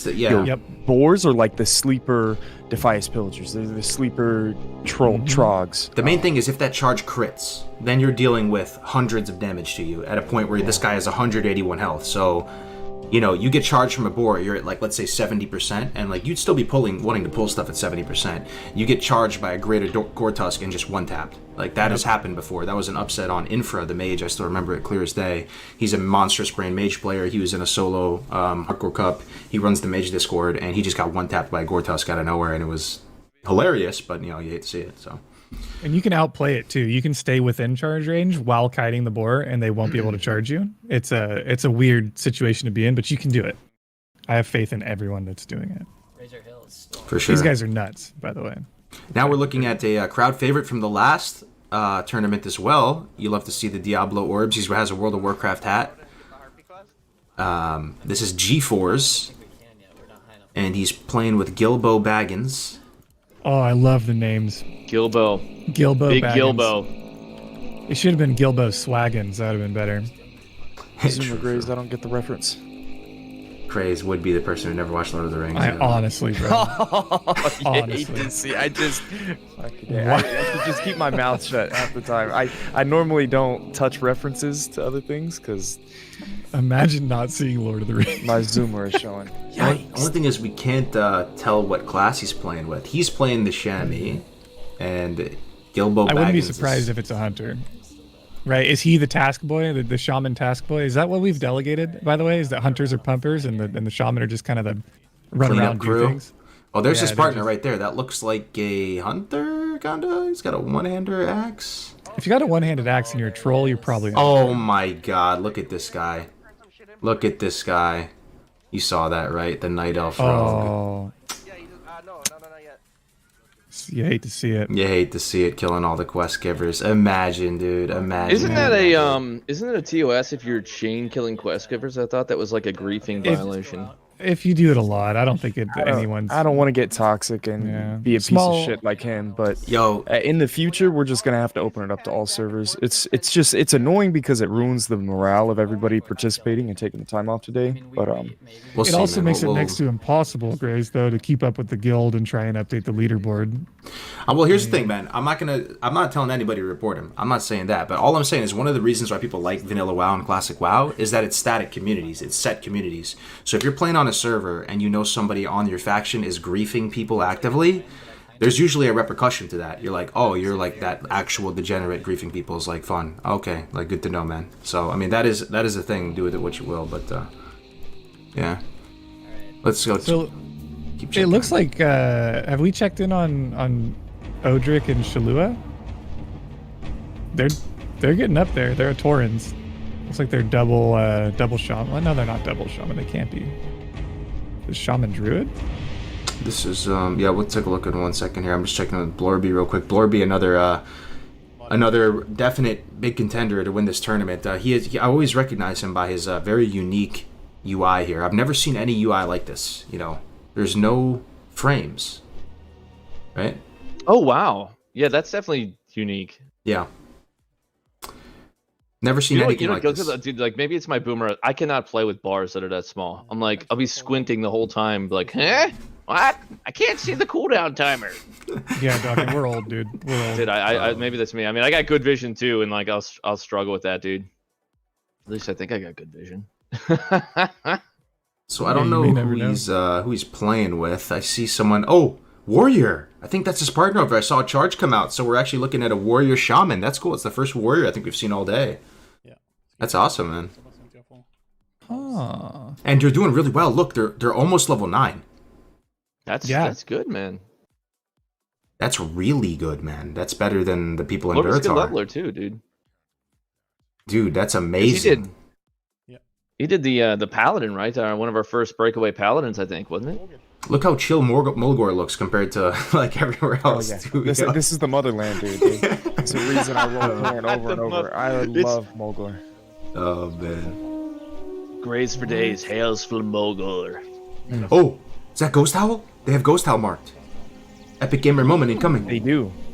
This guy's on like a 45-minute, 1 hour respawn time. Yo, this is big. If you can get Ghost Howl, it's just an extra quest. Yeah. An extra 6 bars. I would tag him right now if I was them, man. 2 people, it should be no problem killing him, right? One person. There's no one around. Level 8. Yo, hang on. They're level 8. I think Ghost Howl, what level is he? Is he level 12? Level 11? I can't remember. But at level 8, I think I was able to solo him on a druid with roots, and it took me a long time. So I mean, this could get ugly. Ding?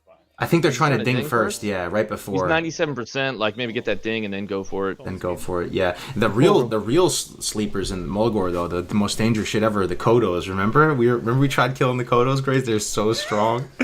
We were like kiting them to Bloodhoof. Dude, don't pull plane striders. So some mobs are leashed with each other. Really weird how some of the mobs interact with each other. But if you pull a plane strider through a pack of Kodos, yo, you just pissed the Kodo off. Like, for some reason, they got like this blood pack between the two of them.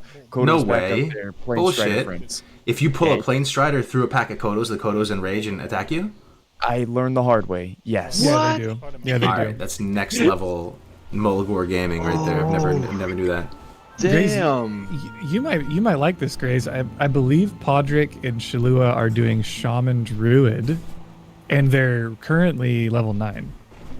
So they're pumping on a Druid. So Level 9 right now is exceptionally well. Level 9. Oh yeah. I don't know if we have any 10s yet. Let's see how this Ghost Tile kill goes down. Yo, it looks like they have Cougars around them. This should be an easy one and done. Oh yeah, with 2 people, Ghost Tile should fall over. But it is nice that they respect the power level. They're looking for the ding. Dude, they just got yoinked. No, they didn't. Yeah, they did. Somebody tagged it. Oh, the hunter. Yo, they get the greed. Oh, you hate to see it. That's a free quest right there, man. And these guys are doing so well. You hate to see that. That's a blow to the morale. That's a toughie. They're on tilt, That's man. actually a rough, tough one. And then you 3-pull. Yo, they're about to rip right here. Somebody's going down. The swoops. They do a knockdown, don't they? They do a knockdown, and it hits for like 50 damage. Like 20%. Oh, yo, dude, knockdowns are like dude, they're dangerous, man. How come this guy already has that shaman buff, yo? What? There's no way he got his fire totem quest down because he's No. The earth totem gives you that 1 hour buff. It came back. They couldn't kill gold. They couldn't. Oh, it killed the hunter. It killed the hunter. No way. Or he leashed. The blessed run, dude. I'm telling you, man. These 2 Torns right now. Go for it. The Earth Mother's looking down on them. These are the I think these are the Horde front runners. I mean, we'll have to check the leaderboard, right? But this is I think you're right. These are the leaders for the Horde, is what you're saying? Yo, I told you guys, Ghost Tile slaps, man. Well, they just gotta work. They could work in this war stomp, like boom, like hold up, get a heal, boom. Huge as well. There it is. There's the kill. Get that free. So the only thing is, only one of them get the quest, though, right? It's not for both of them. It's like a quest item that drops. Only one of them can loot it. I don't know if I'm lagging. Oh wait, never mind. I'm looking at the wrong thing. Just ignore me. The collective quest XP benefits them both. I don't know if one of them loots it actually. It might be 2. I've never duo killed Ghost Tile before. What a time to get hit with an ad. There goes my watching. Oh, you got hit with an ad? Oh, yeah. I've got hit with an ad, bro. I need to get on your level.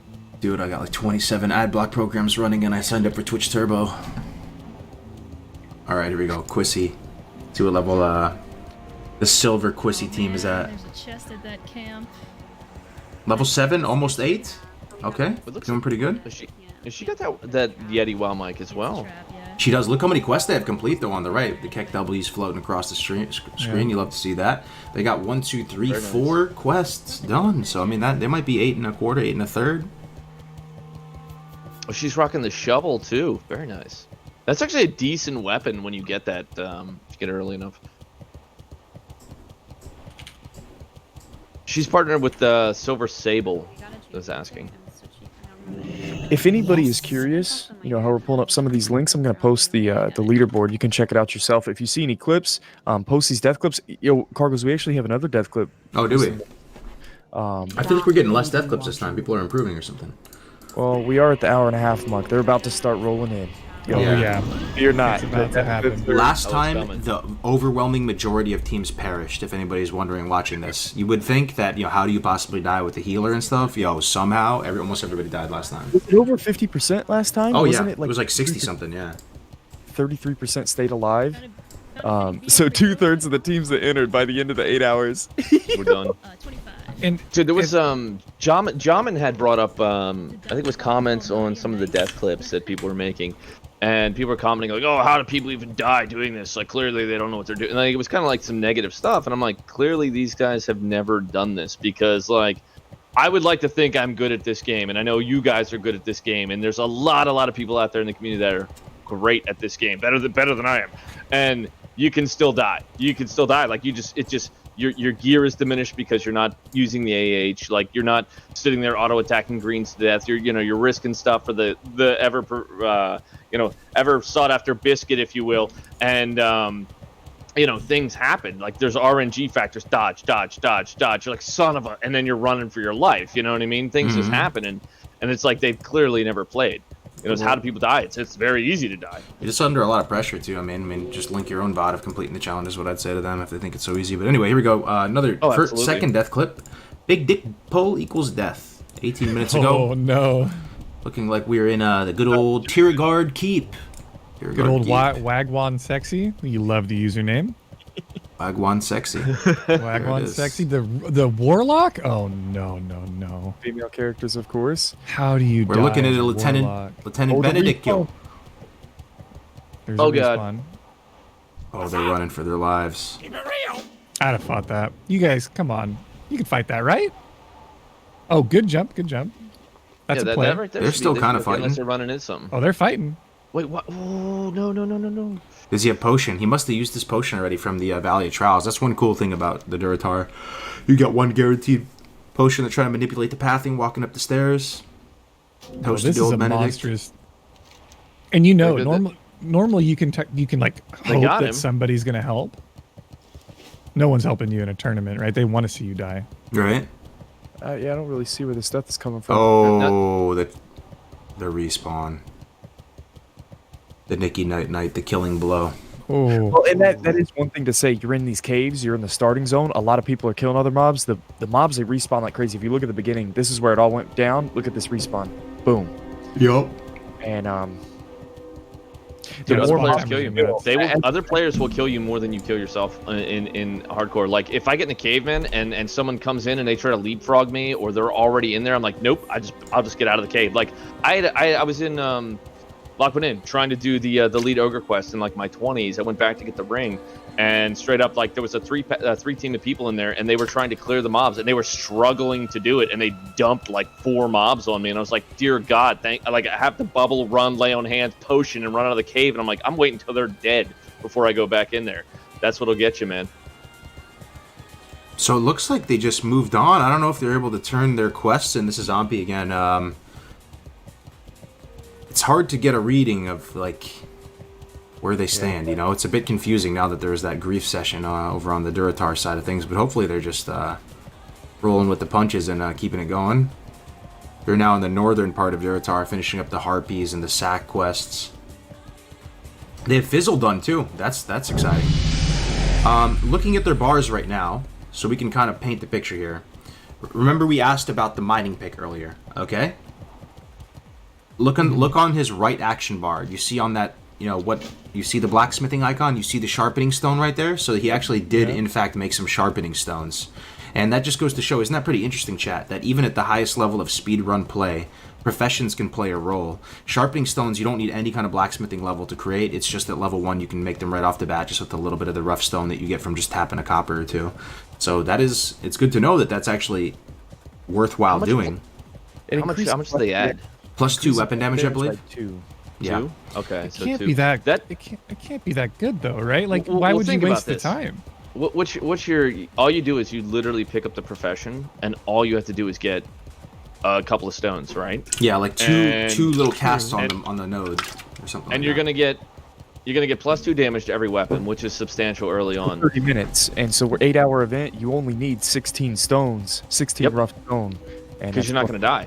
Yeah, but you're a hunter, right? Like your main damage is going to be your bow, and then your shaman's going to pick up the 10%. But look how much he's auto attack. Like he's melee attacking, dude. True. Like every mob's getting a swing on it. True. The thing is, though, if they're going to use the sharpening stones, it would have to only be for Ompi. It's not going to be for the shaman, because the shaman is using a You stick. can do weighted. You can do weighted stones once you get some linen, which are just like they're like stone and cloth. Are they not? Perhaps. And he's gonna get +2. Like you're not looking at a high cost investment there. So the other thing that we can determine too by looking at his screen is it does look like they were able to turn in the quest at Senjin. So maybe Darken's efforts paid off because you can see the faintly glowing skull down there on shift 2 in the bottom right of the screen. That's the lifesteal item you get as a result of turning in the Machina skull quest. He also turned in the sticky glue as well. So it looks like, hopefully, fingers crossed, they were able to turn in everything they needed to get in. And what are those macros on the right that's lag and lag 2? I wonder what on earth those could possibly be. I don't know if you can see him, but he has macros called lag and lag 2. I wonder if it's some type of safety net thing, like he's got, it does certain things to help keep him alive if he starts to lag out, maybe. Or maybe it's like some type of, sequential attacks or whatever, so it continues to do something while he's feeling latency. Yeah. Is that a small black pouch that I just saw? That was a small blessed black pouch. I love the little tactical 6 linen trade too. It really goes to show that you can really min-max the duo a lot. I mean, you can maximize inventory. So if one guy has 6 linen in their bag, the other guy has 10, you might as well just consolidate that linen, right, and open up an inventory slot between the both of you. It's a nice play. I actually really like his duo partner's character name, Wallwalker. What an interesting name. Yeah. Is he a spider by trade? Not sure. I like Ampi's name too, Cactus Hero. Very nice. Yeah. Good names. Good solid. play, good names. They're in the Matrix right now. I heard that Ampi actually reads and talks in hexadecimal. That's not surprise me. True. Mm-hmm. That's actually a fact. Yeah. We got the... Oh, he touched the mailbox, disqualified. No, I'm just joking. But DQ, get out of here. So, so they're making some progress. They're 9 and change, which is good. Let's see how they compare to tactics. So what is that? 3, 6, 7 bars. There's still a lot of time, man. We're looking at 6.5 hours left to play. I mean, anything could happen. It's what's been crazy? Quite the eventful hour and a half. Grays, the top 3 on the leaderboard right now. On the leaderboard, that may be inaccurate information currently because they're still updating. Top 3 is Rogue Paladin, all 3 of them. No way. Hey. Yep. Bullshit. So Alliance? Rogue Paladin is Did I tell pumping. you? That's my call, man. With either we should look at the leaderboard, huh? Warrior Valley, So Shaman, Warrior, or Shaman Rogue. The 1 to 10 must be incredibly fast for Rogue Paladin, and then there's a Druid Shaman right in the mix. Yeah. You guys want to see the leaderboard chat? First time? We'll see if it works. It could be standby for... It should update every 60 seconds. This is scout. See if it works. Scouts. Can you guys see that chat? If not, we should This is the leaderboard. If you want to check this yourself, chat, here, let me type it in the Here's the chat link. for you. Classic /hardcore. You can follow along. We have a production team in the background chat that's updating this like every minute or so. By the way, later on, I will need to get the killing Yeah. for... So let's see here. You know what? X-Ruse at the top, level 9. What the fuck is it called? Then TD and Koiv. This is the people we're talking about. So TD and Koiv last time went Shaman Rogue, remember? They went Pally Rogue this time. I wonder if they Darkman realized. Fair. I'm telling you, Darkman Fair. That is an edge, too, man. Like this combo, getting that buff is huge. Yeah. Imagine sitting there. Okay, this is the Winky hot take right here. Imagine wasting time making sharpening stones when you could have 10% more damage by playing Alliance. Oh my god. I think it's like, look at this though, right? Because you have a gnome dwarf as the top right here, and they are, even if they've got the Darkman Fair buff, they are still behind right now. Bro, leaderboard showing. I don't know what the live feed on that is, but that's kind of interesting. I'm getting chills right now. First of all, EU, why are EU people so good at games? They're all at the top. But anyway,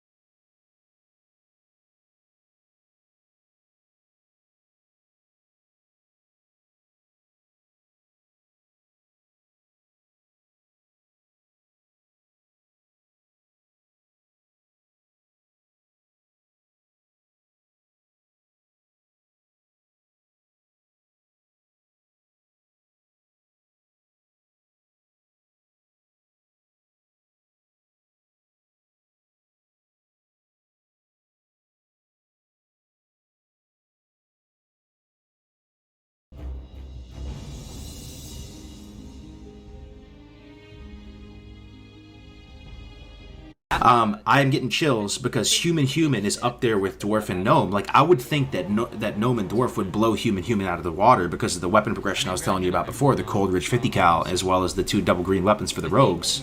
And now the humans, apparently this leaderboard is next level. It's updating in real time without a refresh. The humans are above the gnome and dwarf. We need to check on these guys, Vemp HC and Nightfell at HC. Let's try to do that. Hold on, stand by.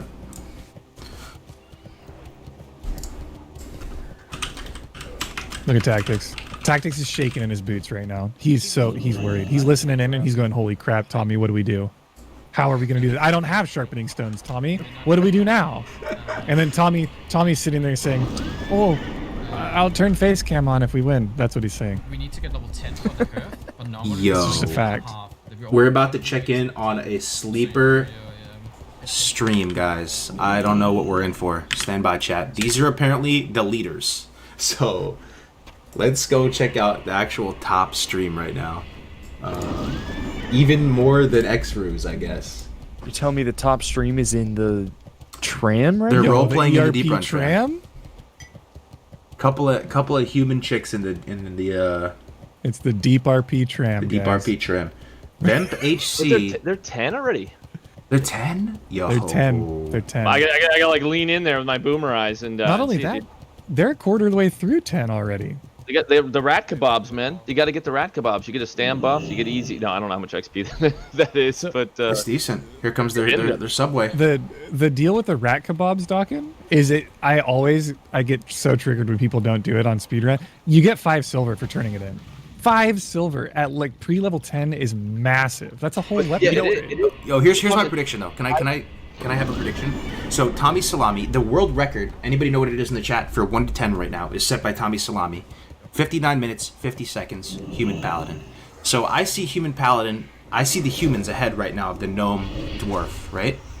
Because the rooting is so good. But here's my prediction. I think the Gnome and Dwarf are going to shoot ahead of these guys now in the coming levels because their weapon progression for humans is going to be so much worse than the weapon progression for Gnome Dwarf. We'll see what happens because, like I said, you're going to get the Coldridge 50 cal plus the 2 green weapons from the Rogue class quest and the Mange Claw.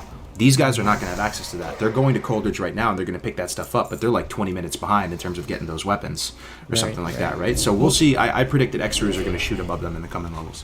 One thing to consider with Tommy's the 1 to 10 speedruns is that the pathing for 1 to 10, whether it's Human Shaman or Human Paladin or not, is they're maximizing the experience because their end game goal is to get to 10. So they're doing quests that don't normally make sense to do in the 1 to 10 race, but in a race setting like this, that pathing actually kind of goes out the window because you are now going to be pathing to all of those questing hubs, whereas normally, you'd go get a gold pickup schedule, right, and go turn it in for the experience in the 1 to 10. And in this, you're going to have to do that while you're doing Hogger and planning your next move. So I mean, it's really good experience that he has the 1 to 10 knowledge, but I think that the 1 to 10 knowledge doesn't actually apply as much as we think it is. Mm-hmm. But that's just me. I'm also way wrong all the time. Yeah, we have an AFK while flying. Let's go. This. So here's another contender though. Another 10 pair of 10s, and it's the exact same combo. This is Pally Rogue. So I mean, Pally Rogue is insane. 4 covert ops. I don't think we've had him on yet. I don't think so either. This is a new contestant entering the arena. I mean, the cool thing is, right, in the past, there was maybe 3-4 teams that were all competing at a super high level that we were keeping tabs on for the top slot. It's looking like we have about a dozen teams that are in the running right now that could take it. Maybe more. I don't know. Yeah, there's a lot of people, like you said, not just one person taking away the cake. Like, I think in the first tournament, we had one speed leveler. You could tell he was going to win it all the way till the end. I mean, anything could happen. But. You guys know, with the holidays and stuff coming up, I was actually thinking about doing a little bit of holiday shopping, and in doing so, I don't always want those people to know where I'm checking in from. So, like, if you wanted to kind of protect your source there, what would you do for that? I mean, is there any place you'd look for, like maybe like a VPN? Would that help? I mean, I don't know. Usually, I just go surfing. Like on Surfshark, like you just go over to Surfshark and check out their VPN service. You know, if you wanted to get that though, I think there's a discount code. Cargos, what is that? Yo, Doc, and you're actually amazing at this. Yes, yo, thank you for reminding me. Guys, so Surfshark is sponsoring the prize pool. You'll love to see it. Without them, this would be coming out of pocket, to be honest with you. Like, we're able to give the production team a little something and just make this a bit more sustainable. So if you're looking for a VPN, 84% off, you get 4 months free. You know, it's a respected VPN service. You can look up reviews for it. You know, if you can get absolutely, guys, unlock some Netflix region locked content, you can, you know, use it for a lot of different various activities. So just click on the link, guys. Go check it out, and you know, just let us know what you think of it. Again, if you're trying it out, it's working well for you. By all means, you know, we want to hear feedback on that, and it just helps let them know that you know, we're out here, you know, pushing forward for I guess pushing their product out, but it's a good product, and getting those clicks on there, guys, definitely helps let them know that the sponsorship of the event is valued, and that you guys are at least checking them out. So please take an opportunity when you have a chance, click on that, look it over, and yeah, thank them for helping the cup out. VPN. Don't surf alone. appreciate that. Flip it and ship it. Love it. There's the code right there. Code Cargos. Okay. So we're looking at X-Ruse again. He is... Yeah, it's funny. The humans went to Coldridge, and or they went to Dunmoreau, and the gnome and dwarf went to the human lands. They're passing each other. They're giving each other a little dap or a hug or a spit or a or a slash slap. You never know. I mean, this is a competition at the end of the day, but man, it's exciting. Certainly competition, man. Come on. You know what? Like, you got to think about that, right? You have fighters, man, and they go in and they beat the ever living crap out of each other. And when they're done, they got to get up, touch gloves, shake, whatever, give a hug, man, because they're like, dude, we just whipped each other's ass. And respect for that, because we're both still standing, kind of thing, So I'm looking at the quests they're doing right now. I mean, what do you think about this? Pie for Billy? They're really going to do young lovers? I feel like they're a bit too high for this. These are the quests you hit right when you're leaving out of the starting zone for humans. I feel like this stuff might have the diminishing return on XP. Clearly it doesn't. It's at 6 and they're at 10. I think you need to be, 5 levels higher for the mob to start giving you... for the quest to start giving you less XP. He just turned in Pie for Billy or something, 140 XP. That's not much, but these guys know what they're doing. I just find it interesting that they're hitting those quests as opposed to maybe just doing getting right into Westfall or. So I think it's faster, Cargos. If you start in Dunmoreau and you tram your way into Stormwind, it's faster to actually do Elwyn, and you get a shit ton of XP, and you literally 1 or 2 shot everything there. Mm-hmm. I'm just thinking about that low level quest. Maybe it's part of a long quest chain. True. And also the meta with Duo might be literally just do as many quests as you can, because your XP from mob kills is going to be lower. I have no idea, but that could be going through their mind. In Duo, you just do every quest you possibly can, because I'll tell you what. Okay, I just remembered something. They can't get to Darkshore. They'd have to do the skip. But can they do the skip as Pally Rogue? I don't know if they can do the skip. You can go through Lockwood Inn and drop down to Wetlands. Remember this? Yeah, you do the Tommy Salami. Yeah. Okay, so I'm wondering why they're not doing that then, because I've watched X-Ruse speedruns before to 20, and every single time he goes to Darkshore. So why is he in Elwyn? Maybe just a varied attempt, man.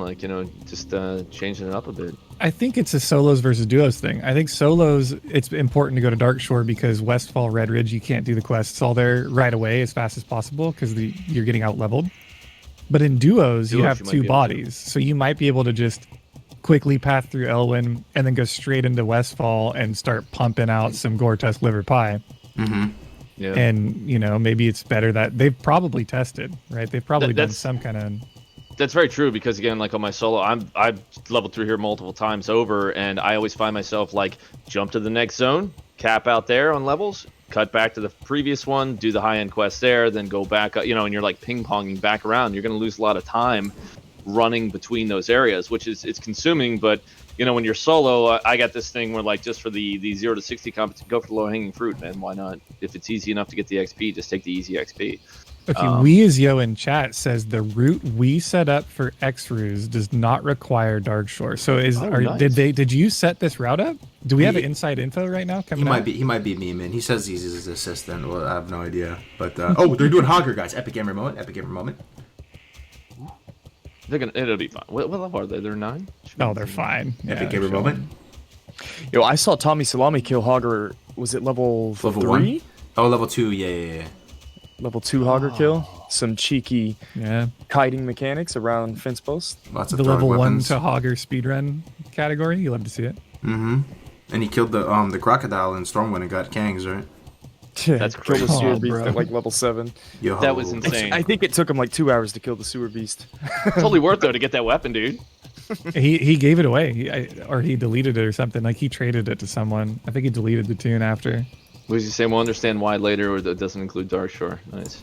You know who I wanted to see here, man? I wanted to see some no-hit today. I thought he was going to be in it, man. He's in the chat, dude. Living the dream here with part of the community, but I would like to see him. On the I know. You know what I'm waiting for, man? I'm waiting for the first big name to go down, dude. It's gonna happen. Who's it gonna be? Yeah, I'm ticking right now. I need death clips in my life, man. I need some hardcore tears. Some. One of the big names. Who's making big plays out there, guys? Everybody that's watching, who's your favorite pick to win here that you're wanting to see? Let us know in chat because we absolutely would love to see it. Love to check in on them. Shit, guys. Hey, Cheesy Goodness and Brian Pally are already in Westfall at level 10. Okay. So they're doing something. I don't know what they're doing out there. I mean, dude, I don't know if people are getting better with each cup, but we have a lot of people 10, it seems like now. Like, I'm looking, Zerant is 10, there's multiple pairs of Pallies. Let's check on Alenia, too. I mean... Like I say, 8th grade bully just dropped a link in chat there. I don't know if we pulled that one up. Just to see how these guys are doing. It looks like they're 6, and they're running through Valley of Trials right now. Let's see, let's take a look. This seems like a good idea. Where are they at? They're 9. This seems like a good time to go through the leaderboard and just look at the top 10 and see where everybody stands. Oh, it was just because I was. I mean, Tactics is only level 9 right now. Tactics and Tommy, like, I'm interested to see if the Horde are going to catch back up to this Alliance Paladin Rogue combo in the later levels, because it looks like Alliance just straight up wins the 1 to 10 race, right? I mean, apparently the thinking going into this we've cup, had a lot more that, Horde players this time too. I think. Like, I think that's. I don't know. True. The thinking though, bro, with Duo going into this cup, I'll tell you, is that most people were thinking that Horde was significantly better than Alliance to the point that you shouldn't even play Alliance. That was the thinking going into this, because apparently Barons has so many quests, and then a Duo. Like, even when I remember in the interview after HC Cup 4, we were talking to everybody, and they were explaining why Horde is so much better in a Duo environment. But it just goes to show, I don't know if anybody has it completely figured out, right? Maybe the griefing is playing a big role, but at the same time, this is an Oceanic server. They're at 9. I don't know. Just You guys, this is so actually ridiculous. It's so ridiculously close. Cheesy Goodness just opened the guild on his character, and there's like 8 level 10s, not a single level 11. Wow. That's definitely close, man. Like you said, man, are we going to see a breakaway at some point? Based on faction or based on questing route? I actually really like this. I think it's great to see it tighten up here, and some of that comes from practice, as we've seen people doing lots of practice in prep, and some of that comes from just the class combos and things like that. So. Cheesy getting a bite out of his burger during the flight path. I wonder if you like bake in, like, they were doing the deep run tram. Go get another cup of coffee real quick.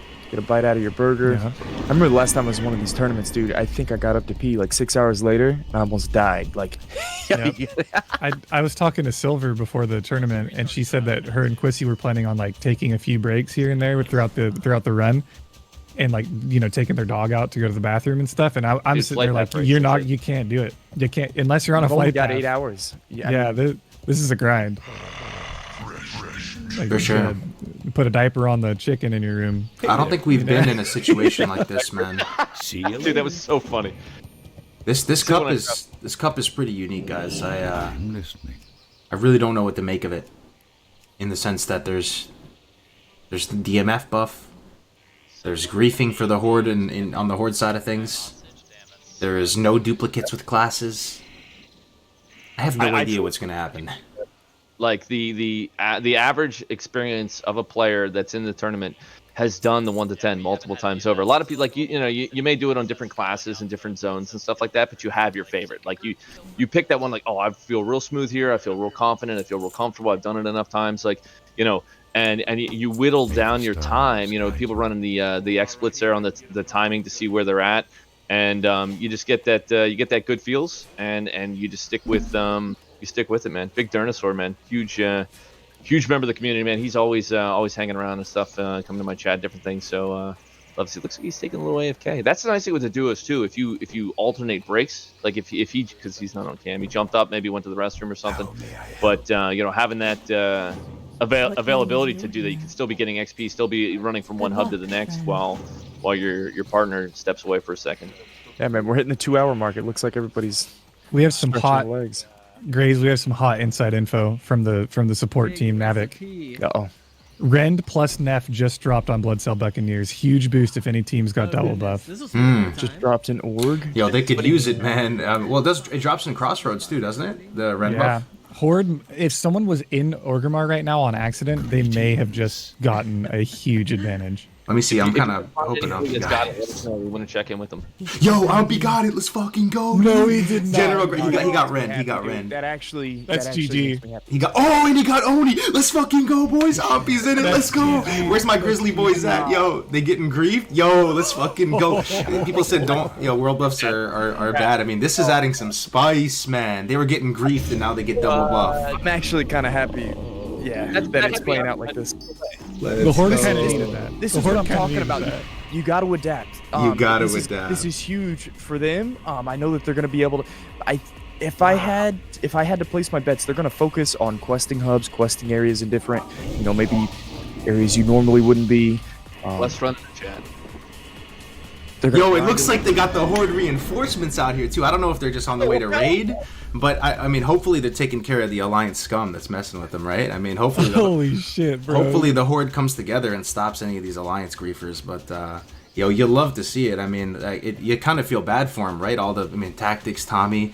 Oh, I'm kind of scared to click Tactics and Tommy though. They probably don't have the buff, do they? Oh, they give up now, dude. The previous reigning champs, man. Let me see. Oh, Dale just put a death clip in group chat. I'm getting my crap now. Oh no, he doesn't have the buff, yo. It's okay, yo. Tactics is a beast. They can still win, man. They could, because Zombie could, people in the hardcore community, they joke around about about Oni as like the Oni debuff. Sometimes you go too hard when you get the buff. So everything is possible. Playing today? I didn't know him. He didn't even know Ampy's playing. Tactics didn't know he's probably. Oh, now the pressure's on. The pressure, like, you gotta tell him, be like, yo, Ampy said you can't even touch him. Like, a single bead of sweat comes down his tempo. Oh, Ampy's playing, huh? Yo, Tactics is solo on this level 8 Scorpion. Nah, he's got potions. Yo, Tactics lives at 10% health on hardcore. I don't know how he lives through this. Also, we have a new death. It's in the Discord, guys. We have Wendigo Cavern. Let's see. Claims alive. Wendigo. I mostly Wendigo. I always say Wendingo. Wendingo? Wendingo. That's from oh god. What is that? Lone Ranger. Yeah, probably. Yeah. Like, what are you doing? Beating the bird.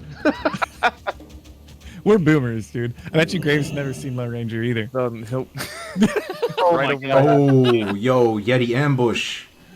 Oh no. That's a hyperspawn cave right there. Oh, it is. He's running for his little dwarven life. Hunter Mage. Heal for him, bud. Rank 1 frostbolt. Hello. I'm thinking Nova, you ain't got nothing. There's no way out. He's surrounded by Wendigos. No! I've never seen so many Wendigos in my life. It's like a movie, bro. This is like. Oh no. This is hyperspawn. Oh no, dude. Yo, the group split up. Yo, this looks. Bro, they went deep. They went deep. Massacred by Wendigos.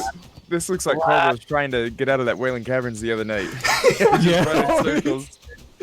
We need some Fs in chat for Alizar TV, that's for sure. Yo, post the Fs, pay your respects, man. Yeah, post the Fs. Pump your Fs. Wave the Fs. Over getting lost in stockades. Where's the exit? Like, these hardcore moments, man, it's like a movie. Watch. So they're shooting one away, he turns around and it looks like the dude's getting ambushed by 2 out of nowhere. He's like, well, everything was cool. They had a respawn. It was a 2-pull, and they had a respawn. It turned into 3. Do you think they can save it if they just stay in that circle? Yeah, probably. Shoulda, woulda, coulda, though, right? If they just stood there and fought him and the mage cutted him around. I hate to be too critical, guys. Their life is flashing in front of their eyes. Yo, maybe we can just run out of the cave is what they're thinking at this moment. When you're deep in a Wendigo cave, man, you're just... You know there's a secret way to get through this cave without being seen, right? What's that? Surfshark VPN. Nice. It'll keep you safe while you're in deep waters. I'm hearing there's another death clip just dropped in the death clips in the Discord. I'm gonna try and grab this for us here real quick. I mean, honestly, oh my God, not skip that to I the bottom. To do that too early, but Oh, there's death clips everywhere. There's death clips in Twitch chat. We said it's happening. It's coming, man. It's coming. Yeah, they're starting to roll another one. Yeah, it's about that time. We got Wiley up in the chat too. I'll put this one in the Discord. Dude, they're flowing in right now. Volfur reportedly kiting something to Elwyn, maybe Volchan. Alert! Alert! Alert! Hardcore competitors. green piece of gear from killing Hogger. Teramis. Inbound. The Stormwind. Yo, Kigo, where are you at? We need the anti-kite. We need the anti-kite. Actually, like getting the alerts out that shit's going down is funny. You know what I mean? To see people doing that, you can tell them, and they know it's coming. They're like, "Oh shit, get out of the way!" Dude, there's like 10 death clips flowing in right now. I guess it's about that time. We gotta pull them up, man. It's the grim hour of the Hardcore Community Cup. Hour number 2, it's about to start happening. You guys want to know what's so funny about this? All this stuff's happening. People are dying. Griefing's happening. World buffs are dropping. You know who's just chilling and currently level 9 and just kind of living life? Nom Nom and Apricot. Hell yeah. Out there in Teldrassil, dude, just living the dream right now. Nothing's bothering them. Nothing touching them, man.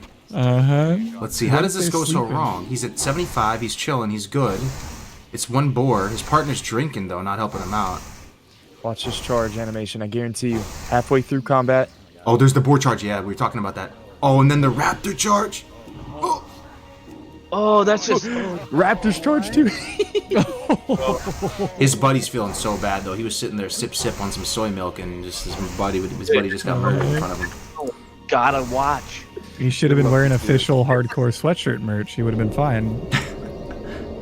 Oh yeah. Well, I mean, they're fighting orange mobs, so I mean, you're playing with another partner. You got duos. You think you're just unkillable. What? The world is pretty unforgiving. It's going to be fun watching the world buff debuffs death coming in pretty soon. There's going to be some people thinking that they're a lot bigger than they are. You know what I mean? Death by Oni debuff?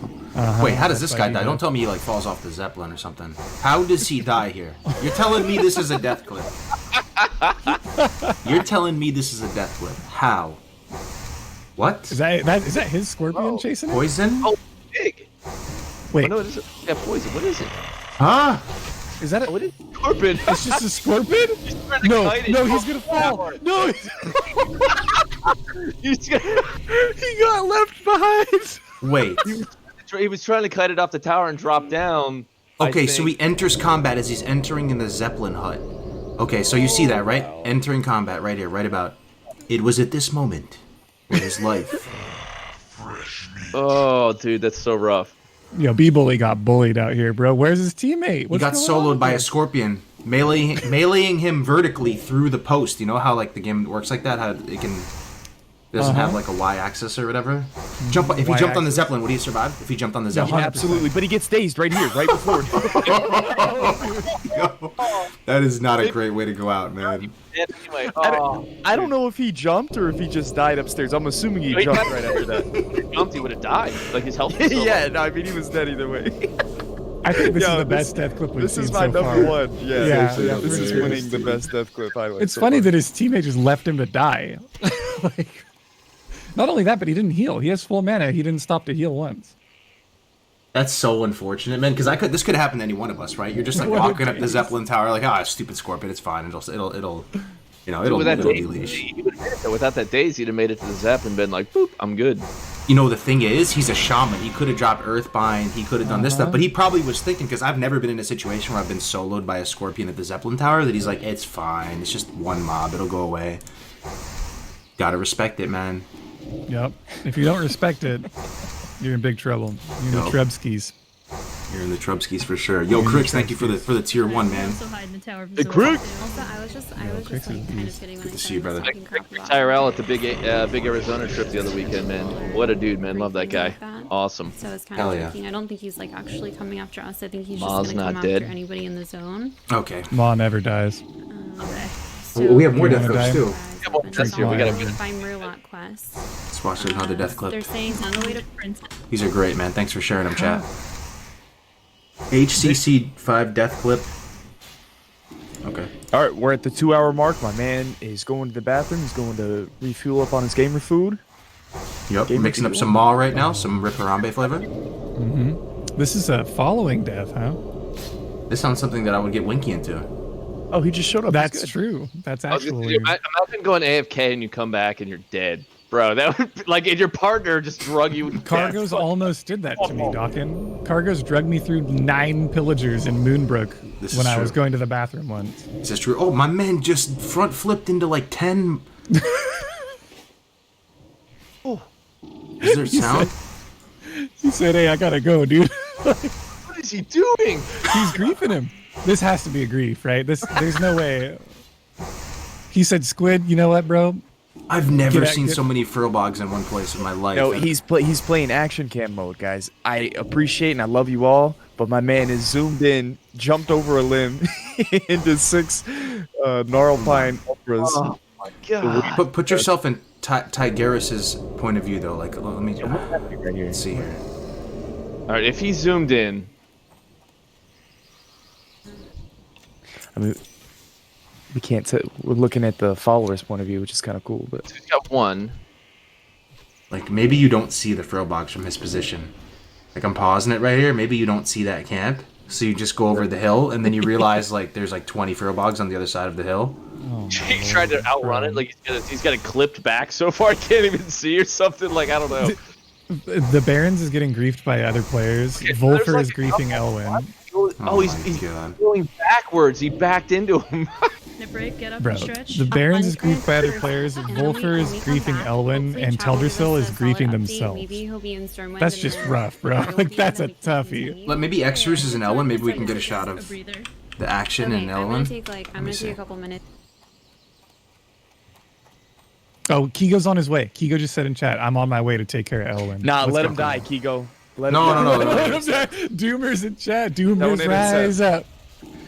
I want to see some. Okay, so we got Get your Doomers in chat. we got boots on the ground look into the Elwyn Forest right here. I'm looking for Molten Giants. So far, no Molten Giants to be seen. A fresh DMF buff with the Blessing of Might, with that Remorseless Attacks Rogue buff from the Talents. Man, he's going to be slapping on Rogue. What does it do again? The Remorseless Attacks, it makes your next attack crit or something, like 30% or something like that. See that top right? Yeah, that's after. Is that after you get parried or after you kill a mob? I forget how. After you kill a mob, you get this buff, and I think it increases crit on your next, like, Sinister or Backstab or something. But, Wait, did. so far, so good. Chrissy's logged out. Did she die? Right now, Quissy and Sable are logged out, so they didn't. Okay, they didn't die. No worries. Okay. And Navix says take a look at the leaderboard when we get a chance. Take a look at the leaderboard? Okay, let's take a look. The old leaderboard. We got a Pally Road showing dead. So, yeah, if someone... Oh, yeah. Covert. Actually, we just checked in on them a minute ago. They're dead? Hold up. Do we have a death clip? Boys. Oh, they were 3 on the leaderboard. They were level 10. Don't tell me they got killed by, like, Volchan or whatever that thing's name is. That's what I said, guys. Dude, you don't give up. You can still, like, the top contenders can get slapped out, man. The number 3 team went down, guys. Wow. We need the death Yeah, clip. they're back in Elwyn Forest right now. They I can reroll get you. humans. I can get you the clip. Hold If you on. can, yeah, it's Covert, the stream Covert. We put the chat on it. We got like a couple thousand people on the case. I'll go make it myself. Thanks, dude. Okay, so Zerant and RHC seem to be front runners of the Horde according to these the leaderboard here. Brian HC. Yo, Cheesy Goodness is a gamer, man. I'm actually just impressed. He hangs out with these big brains, man. Brian, actually, he's sleeper big brain. I I lurk a lot, as you guys know, and he's always talking about like low-key strats that I've never heard of. Oh, The dude's man. insane. There's gonna be hell to pay, dude. I'm gonna get mad shit from Tactics and Tommy. Tactics and Tommy are pretty far down there. I'm gonna get yelled at for the rules and stuff. You Bobby, guys, no. Drop the name. What? You guys, Covert died to Vagash, the elite Dunmaro that you kite to the guard. No way. I'm clipping it right now. Okay. I'm clipping it right now. Holy, what? How? Just run to the guard. Extras There's and 2 of you. freshmen. Holy. Okay, this is info. This Yeah, Stevie Guys, and Aesop. We gotta check in with these guys too. Mild delay in the leaderboard. So some of the numbers may be off by 1. Just throwing it out there. I see people saying they're level 10, they're such and such, but Yo, we gotta check in on these guys. 2 Taurens, and one's a Tauren hunter. You don't see that every day with the Tauren shaman. We gotta check in on those guys, man. Let's look. Oh, we got Treecorn there as well. Treecorn and Adric. Yo, those are some household names. Recognize those. I think it's 9. We gotta check in on these Tauren hunters, man.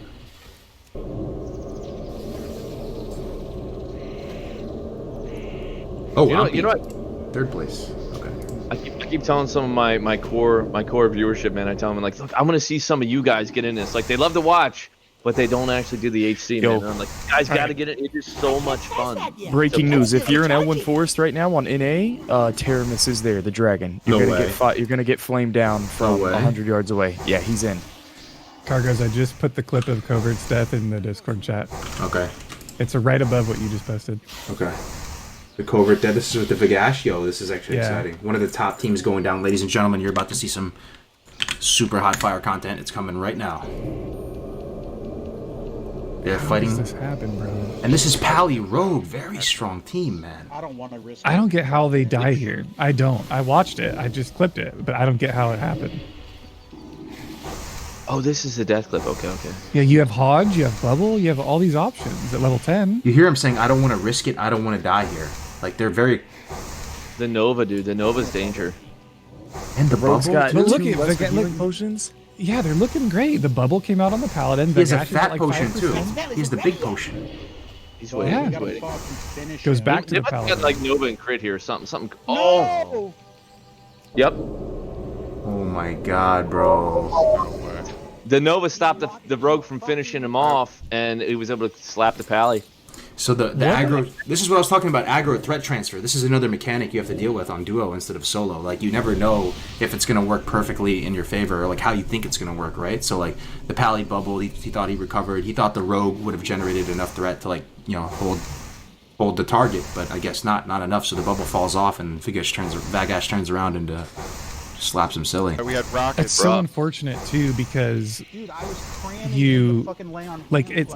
oh. You're in the money, right? Like, you're seeing the carrot on a stick with the gold medal in front of you. Like, you're literally in the lead, right, basically. Oh, at the 2-hour mark. We got At the 6 2-hour hours. mark. If it wasn't Vagash, it's another 6 hours of Oh, I know, spicy but content. But even you're not wrong. even then, you know, they had to pull one of the best starts out of all the 150, 200 teams that entered. Morale is a big deal in these 8-hour events. You're right. They were at the top of the world. I honestly commend them for making new characters, though, because at this point they know they probably can't win, but they're just doing it to, like, because they're having fun. They want to keep playing. You know, I really commend them for that.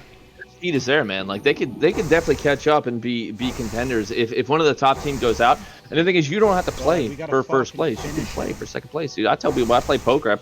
My buddy does a $5 buy-in games, and like, I play for second place every time. So that way, I go home with money in my pocket. That's true. You know. Another cool thing is that the big wave of people who started right on the clock is now way ahead of you. So you've got unlimited quest mobs and DMF buff refresh. Like, you could get caught up. You could do it. Yo, Absolutely. he had rockets. He realized, I had rockets. It's one of those things. Every time you die in hardcore or something bad happens, you like look back on it and you realize there's something you could have done, right? Isn't that like pretty much always true? You think, Oh yeah, the Paladin was like, I had lay on hands. This guy had rockets. It's really unfortunate, but I mean, you love to hate to see it in the sense too that like these named mobs like Vagash, like Hager, these things are dangerous again in hardcore, which is cool. It makes these story NPCs actually get it, kind of dangerous. Anyway, awesome, man. All right, who haven't we seen here? We got maybe pull some people we haven't checked in with yet. Yeah, we You want should me to pull up some of the leaderboard links? You want me to post those in the Discord, Carlos, or? Yeah, just if you find, even chat, if there's any streams out there that we haven't covered that are like sleepers, try to find some good stuff. So yeah, X-Ruse is doing great, almost level 12. And they're in Red Ridge already, getting the flight path at 11. Isn't it dangerous to be in Red Ridge at this level? Look, things are red.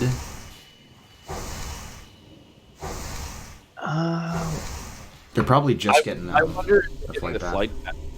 Yeah, because yeah, it's a little dangerous. But if you run all the way out here for these other quests, and then you got to go back to Elwyn, it's like you grab the flight path, might be worth the time, so you don't have to do a double Yeah, run. you pull one of these. I mean, they're at the top of the leaderboard. They know where everything's spawned, right? You pull one of these whelps, you get double fireballed, double crit, you get 2 tapped. The whelps here are one of the most dangerous mobs in freaking Red Ridge, man. Like They freaking hit you. They hit you from 50 yards deep from downtown. And they hit Hail Mary. hard. They hit look, hard. He's dodging them to the right there. All right, ooh, here we go. What is this? Ampi, I think he turned the music up, yo. He's getting serious. He got both buffs. Oh, he's in Skull Rock with 30% HP. Okay. Doug, Skull Rock. Shocker for Ampi. This is bad, guys. This is world debuffs right here. That's what this is. This is full on unsafe territory. 1 point. Imp Aspect the Hawk. Full pumper mode engaged. No, I'm not gonna lie, guys. If I was in Org during Hardcore Cup 5 and I got those buffs, and I'm looking at 2 level 10 characters, one of them a hunter, one of them a shaman, I'm world buffed. I'm doing RFC. I'm running RFC. That's so true. We should point that out because they did change it, right, guys? That hunters now get ranged attack power from Oni buff. So they went from a class that didn't get that much benefit to like a class that's insane with Oni buff. You know, so I'm doing I'm 2-manning RFC for those quest rewards and the EXP. Like, dude, you're both almost level 12. Get to level 12. You have an hour left on buff. Go pump RFC real quick. You think you could do RFC? That sounds like an Oni debuff right there. Oh, dude, they're fighting Gazos like this? Yeah, free quest reward. Yo, Pet's dead. This is 4 level higher. Pet's down. No, the beat just dropped. It's over. Gazos is done. That's facts. No mana on the shaman. Shaman's getting pumped. Oh my god! Oh, dude, the shaman's down. Less than 10%. Slow down. He's just pulling. I'm good. Let's go. Oh my god, dude. Dude, he doesn't have a hunter pet. I think Ampi he's just pulling. I think Ampi got mad, yo. But from the griefing, yo, he's actually like he's metamorphosizing. He's like, oh my god, dude. Ampi just put on like a set of X-ray goggles, and he's just going ham right now on the Matrix console. He's got a sharpening stone on. Bro, I don't think he even has a mouse, dude. He just types everything that he's doing. He has a circle mouse. Move character forward 3 steps. What is that circle? I don't understand what that is. That's his mouse cursor. He just made it a circle for extra bump. Sometimes it moves, sometimes it stays still, and he's targeting other stuff. Yeah, RGM uses the same thing. It's like I don't know what it's for, but he uses it in raid. It's like it's like it targets I don't know what it does. Like I don't know. Anybody knows what that is? I want to know. Mouse tracker it's an add-on. Says we're watching man play live, and we're watching his stream, and we can't even tell. I don't know what that does. They're absolutely meat grinding Skull Rock, dude. With like no mana and no pet and a sharpening stone and a dream, dude. Oh my, the constant pulls, bro. Oh my god, they're making Skull Rock look like it's fucking like Valley of the Trials. You guys, this is they got a respawn. Oh, respawn to the right. No potion? He has no potion? Oh, the tactical thing! Tactical thing! Calculated. You guys, this is calculated. He's like, the Matrix says you're gonna live. Dude, this is legitimately like maximum level effort to be level 10, and there's other paladins and rogues that are already level 10 just chilling, hanging out. People said it looks like auto aim. Yeah, just auto aim. Yo, Fellweaver Scorn getting totally bitched out right now. That's a rare elite, folks. That's not just a rare. It's a rare elite. Very, very big difference. And they're making him look like a damn vile familiar right now. Bro, what is this game? Yeah, really, it's impressive to watch. This is fun, man. This is fun, guys. You cracking a brewski yet, Winky? I might join you, man. I'll go get one right now, dude. We got any fucking brewskis in chat?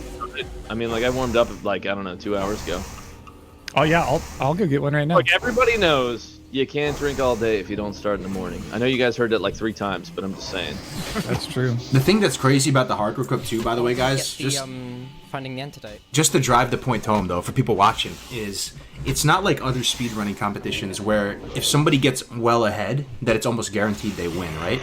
It's a nail-biter down to the last second, because if they die, they're basically in last place. Like Terminus is at the Hogger area right now, just for players out there. Yeah. Oh, let's see what we can find over there. Maybe Terminus Tuna? is at Hogger. Thank you, Navik, for keeping us updated on that. Also, we have a clip of a Terminus sighting if you want to watch it. It's in the Discord. Okay. I think kiting the mobs is actually mildly amusing because it adds like a whole like Son of Argyle dynamic, but in a much more dangerous scale, in random places. I think that dynamic to the competition versus some of the other things that are going on. I actually love it. Who was it that died because someone? I think it was Kigo killed Volchan or Teramis or something, and then he respawned on top of a level 50 hardcore player and then killed him in Blasted Lands. Do you know what's gonna? You hear what they're at saying? the exact same time. He's saying, I think that the it's like the talk of the town in each cup. Like they're saying, you know, the dragon is throwing everyone off. You know, both Alliance and Horde are getting thrown off their game right here. Tuna, what are you doing, bro? Tuna's doxing me. Get that out of here, dude. So all the Alliance players right now are terrified of Teramis, the dragon, and all the Horde players are terrified of, you know, quest givers getting griefed. It's just a giant shit show. But it's almost kind of more exciting, right? I'd be lying to say, I mean, I don't know. Dude, dynamic, man. I like the Teramis kiting. I think it's a fun dynamic. Guys, this is your call to stay hydrated. Drink your water. Dude, there was one of my I might have been on my first or second one. One of my pals, somebody had kited a dragon to Stormwind, and I was like hiding in a building trying to dodge it. And I'm like, I think I can make it. I think he's over. Like he was like at the backside, and I ran out and I was like, I'm just gonna bubble just in case. Straight up, dude. He breathed, and I like it hit my bubble, and I lived at like level 10 or whatever it was, and made it out of Stormwind. Straight up one of the craziest things, but definitely adds something to the competition. Okay, we're getting some breaking news right now. First-hand reports of Teramis, the dragon, in Elwyn Forest. I am honored. This is actually Good luck. Okay, we'll see where it is. They're just at the Fargo Deep Mine, minding their own business, you know, killing some kobolds. Oh, I see the shadow of the dragon. Get in the cave! Alright! Fuck, no! Oh my fucking god, no!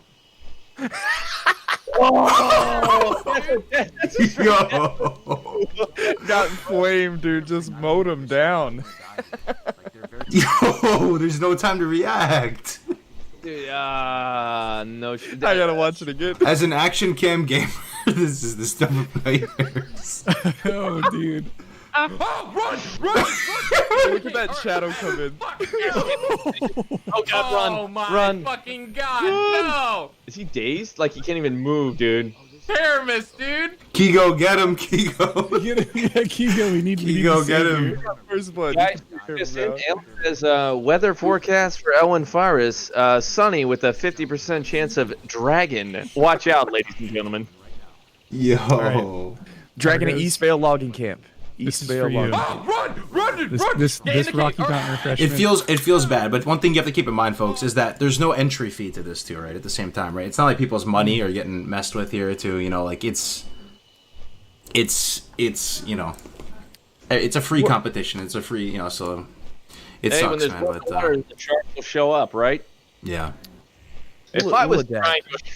If I was trying to watch out for sharks, I might go ahead and get myself Surfshark VPN, and you know what that would do is that would just keep the you know keep what you do on the internet a little concealed from those who are trying to watch, and also a great service to be looked out for. Use the promo code Cargos, and that's going to save you a little bit of money on that, guys. You're not wrong, Click the link in chat if you'd like to support the hardcore community and show that Surfshark is getting a bunch of clicks from this stream. Yeah, absolutely, guys. Click the link. Click the link. That would be great. We haven't checked in on Happy Junkie in a while on Jamazing. Let's see how they're doing. Still over here at the Senjin. Level 7 right now. Seems like they're having a great time. Oh yeah, fun thing about Jamazing's actually going to DM a Dungeons and Dragons game with us next week. Oh, very cool. Very Yeah, nice. it's gonna be great. If Very you need nice. what day? If you need another Saturday, Dawkins. What's All right, let's take a look at Tree Corn. This is No, another stream I haven't seen. I love D&D. I I'm love not very it. good at it, but I love it. Say it back. All right, so this is What? Treecorn. Treecorn, he's been in the hardcore community for a while. It's nice to see him participating in the. Put a face to a name, right? We see him in the chats all the time and stuff. Mm-hmm. They're level 9, almost 10. Doing great, looking for that amulet. Nice. Good to see Is them. this so they're quest going- worth doing? I mean, it could be 10 years before you get that amulet, right? This is definitely a quest worth doing. I said it before, just because these crocodiles. Ooh, blessed small pouch. There it is. That's nice, dude. We got to catch that live on stream. Best icon in the game, dude. That's some eye candy. I've never seen it. But look at this dude's music room behind him. Yeah, Winky would point that out. Winky's a musician, right? You can appreciate all this stuff. Yeah. Oh, I love it. Yeah, that looks great. But this is a really good group-friendly quest because solo, it's a pain in the butt. The crocodiles are very beefy. They do a lot of damage, very dangerous. But on duo, you can really cleave through them pretty quick. Yo, he's getting a little bit low there, a little sus. 50 health, 50 health. I have so many of them. Oh shit, this is Tree. Are we gonna get a live death? We're gonna get a live death? No, he just health potted. Okay. So it's always, but I like for some twisted reason want us to pull him up and just literally have that someone die while we're watching because I feel like it just adds a little more spice. For real, man. Yeah, Yoner, we've gone up and down. So Treecorn, fun fact, everybody. I just noticed this was Treecorn. No wonder he's got the music equipment. He's in a very successful synthwave band. So if anyone likes that gamer 80s style electronic music, hit Treecorn up. Hell yeah. We're out here plugging not only the Twitch channels, but other endeavors in Treecorn's life. You love to see it. He's getting some follows. That's great. Great. Yeah. He also falls off the Undercity elevator. Facts. He needs a chroma that effect. So bad. Sorry. I want to check in on man, how's Norfolk doing? I wonder. Norfolk? Remember Yeah, Norfolk? let's go Yeah, take a the older look. guy we were watching earlier. We got Red Sonja. They're about to do. Oh, this might be good actually. Oh, it's okay. Getting ambushed by a harpy. He's actually doing well, man. Yo, for real, man. He's over the halfway through 9. Especially with all the, because he is playing on Bloodsail for sure. With all the, the griefing and stuff the Horde folks have had to deal with. I think they're doing, really well, honestly. Bender, I mean, if someone gets knocked out, you are very easily bumped up into the top. Yep. He's doing professions too. He's tapping that copper ore, making some sharpening stones. Just leveling a character with some finesse, man. I've never seen people mining in these competitions for the sharpening stones. I've never seen someone do it. The strategy seems to constantly be evolving, throughout the weeks and months of hardcore. This one life challenge has really evolved and erupted, the last 10 months or so. The meta is constantly changing, so it's neat to see. Check out leaderboard next swap. We have 3 level 12 teams right now. Okay, let's take a look. Look at our leaderboard. Shout out to the production team, Ale and Navik, man, updating this for us, man. Really appreciate you guys. Let's see here. Wow. So in the top slot we got X-Ruse, 3 teams, level 12, all alliance, right? Shaman or Paladin Rogue is just popping off right now. Tactics and Tommy are not too far behind either. Yeah, it kind of looks like they're ahead of Ampi based on this. How insane would that be, man? If Tactics and Tommy do better than Ampi with no world buffs, yo, that would be some. I'm actually excited because that if Tactics is behind, he's gonna risk his character's life to catch up, and that means. Well, you saw Ampi going full beast mode. Oh, they yeah. were minus 10% too. I'll tell you what. If Tactics is Ampi's good gonna under pressure too. You know how you say pulling a graze? You always say you crumble under pressure. I really feel like Tactics when he gets under pressure, and same with Tommy, like they rise to the occasion. We've seen it each time. Let me take a second here too and talk about this. Like we've been watching some of these superpower like levelers, speed levelers, and look where they are, guys. Like they're doing very, very respectable. Not to take anything from them, but we've got other people that are just community members that have been doing this for a while that are killing it because of the they're just up there ahead of them, man. It's awesome to see that. Hell yeah! You want to pull up love one to of the see it. top 3 maybe? Yeah, let's. I'm just trying to find some. There's a lot of options here as far as what we can look at. There's some teams on this leaderboard here that we haven't even checked in with at all.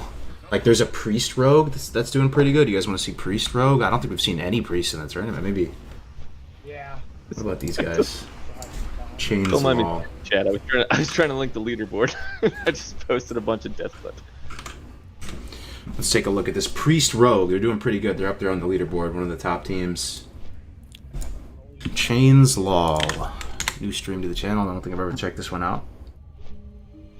Oh, Night Elves too. I do have an update from Quissy. Remember when we panned over to them and they were logged out? Yeah. They were being griefed by Teramis and Volfer. They were being chased down to the point of logging out. Oh my god, bro. Man. Hate to see it. 2020 gaming, man. Yeah. The world of streaming They're and stream done. sniping. They moved. Yeah, they moved. Wow. Good for them I hanging know. in there, adapting, you know, just staying I love cool, how Graze calm, is and collected. 200% down for this, by the way. Graze is so excited that all of this griefing is going on, bro. All right. I'm cool with it. There's no chippy on the line for you today. Eat the chip. God. Eat the chip. Everybody that wants to see Graze, eat the chip. Give me something to chat. Yo, Give me let's not Let me get some advertise it. Doritos We're chip just gonna emote. Everybody that wants to see Graze eat the chip. 2 million Scoville, 1.5 million Scoville chip, dude. We want to see Graze eat it. Grace making that Dorito chip emote great again, though, man. I don't think anybody ever used that before until the Pocky chip came. Yo, it's been staring me in the face for about a month, man. It's the only reason I'm alive. If anyone who wants to see Graze eat the chip, I've already eaten it. I ate that chip on stream. I already ate it. So like, I just want to see someone else suffer the consequence, man. Was it as bad as the YouTube videos are, Dawkins? People ham it up, but it's pretty bad, man. Like I went out the night before and I was like, I got wings and I got these Reaper wings, thinking like, oh, let me see how this is with like they put like a dusting of Reaper powder on it, and I was like, the chips, like I ate them and I was like, that's spicy, but it's not that bad. I was like, if that's even like a quarter of how hot the chip is, I'll be perfectly fine. Dude, not even close. Not even close, dude. It was way worse. I think Graze's stomach is turning upside down as you're saying. Yeah, I'm gonna stop talking. I'm actually about to just excuse myself from the stream. We got way too many people watching. I shouldn't have advertised that. Chat, if you want to Yikes, see dude. Graze eat the chip live on Twitch, go ahead and click the Surfshark VPN button. He's eating the chip any day now. He's leveling a warrior, guys. You have to understand. Yo, this guy made spicy eggs or whatever that cooking recipe is. Yo, kudos to this guy. He's taking the time to make that spirit food, even in a duo environment. I don't know if I would do that. That's cool. Isn't that what that is? That like the egg icon on X? Grace has the hardcore cooking guide. He's the subject matter expert on this. Oh yeah, on X. That's the herb baked egg. Oh, yes, herb baked comes egg. from small eggs. It's 2 stamina, 2 spirit. Very nice. Very nice. Gifted a tier 1 sub to Graze for chip. Oh man. So this is a new team. Let's keep going through the leaderboard. Let's see. There's a Warlock Mage kind of high up. Jafar HC and Becky HC. That's cool. Oh, that's what we want. That's what I want to see. Give me the Warlocks, guys. Warlock we're Mage? we're underrepresented in Warlocks right now, and it's That making is me true. really sad. Yeah, let's check out Warlock Mage. I feel like Warlocks would be good. Like, am I wrong? I think I'm wrong. I mean, these guys are like what? They're a top 10. This team right here, it's like number 7 or 8. Almost 10. Jafar HC, Undead Warlock, Undead Mage. Oh, there we go. That's what I like to see. They go, Undead too. We haven't seen very much Undead at all today. True. Undead. That zone must be really relaxing right now. One Blessed Blue Pouch, a couple minor Troll's Blood Potion. Oh, wait. How come he has no Slumber Sand on his bar, though? If he did that pre-quest for the minor Troll's Blood, he might as well knock out the Murlocs after, but maybe he's just waiting a little bit to get the Slumber Sand. Murloc's a danger zone, though, man. They're so social, and oh god. True. I hate You're in a fighting Warlock Murlocs. with a duo? What's that?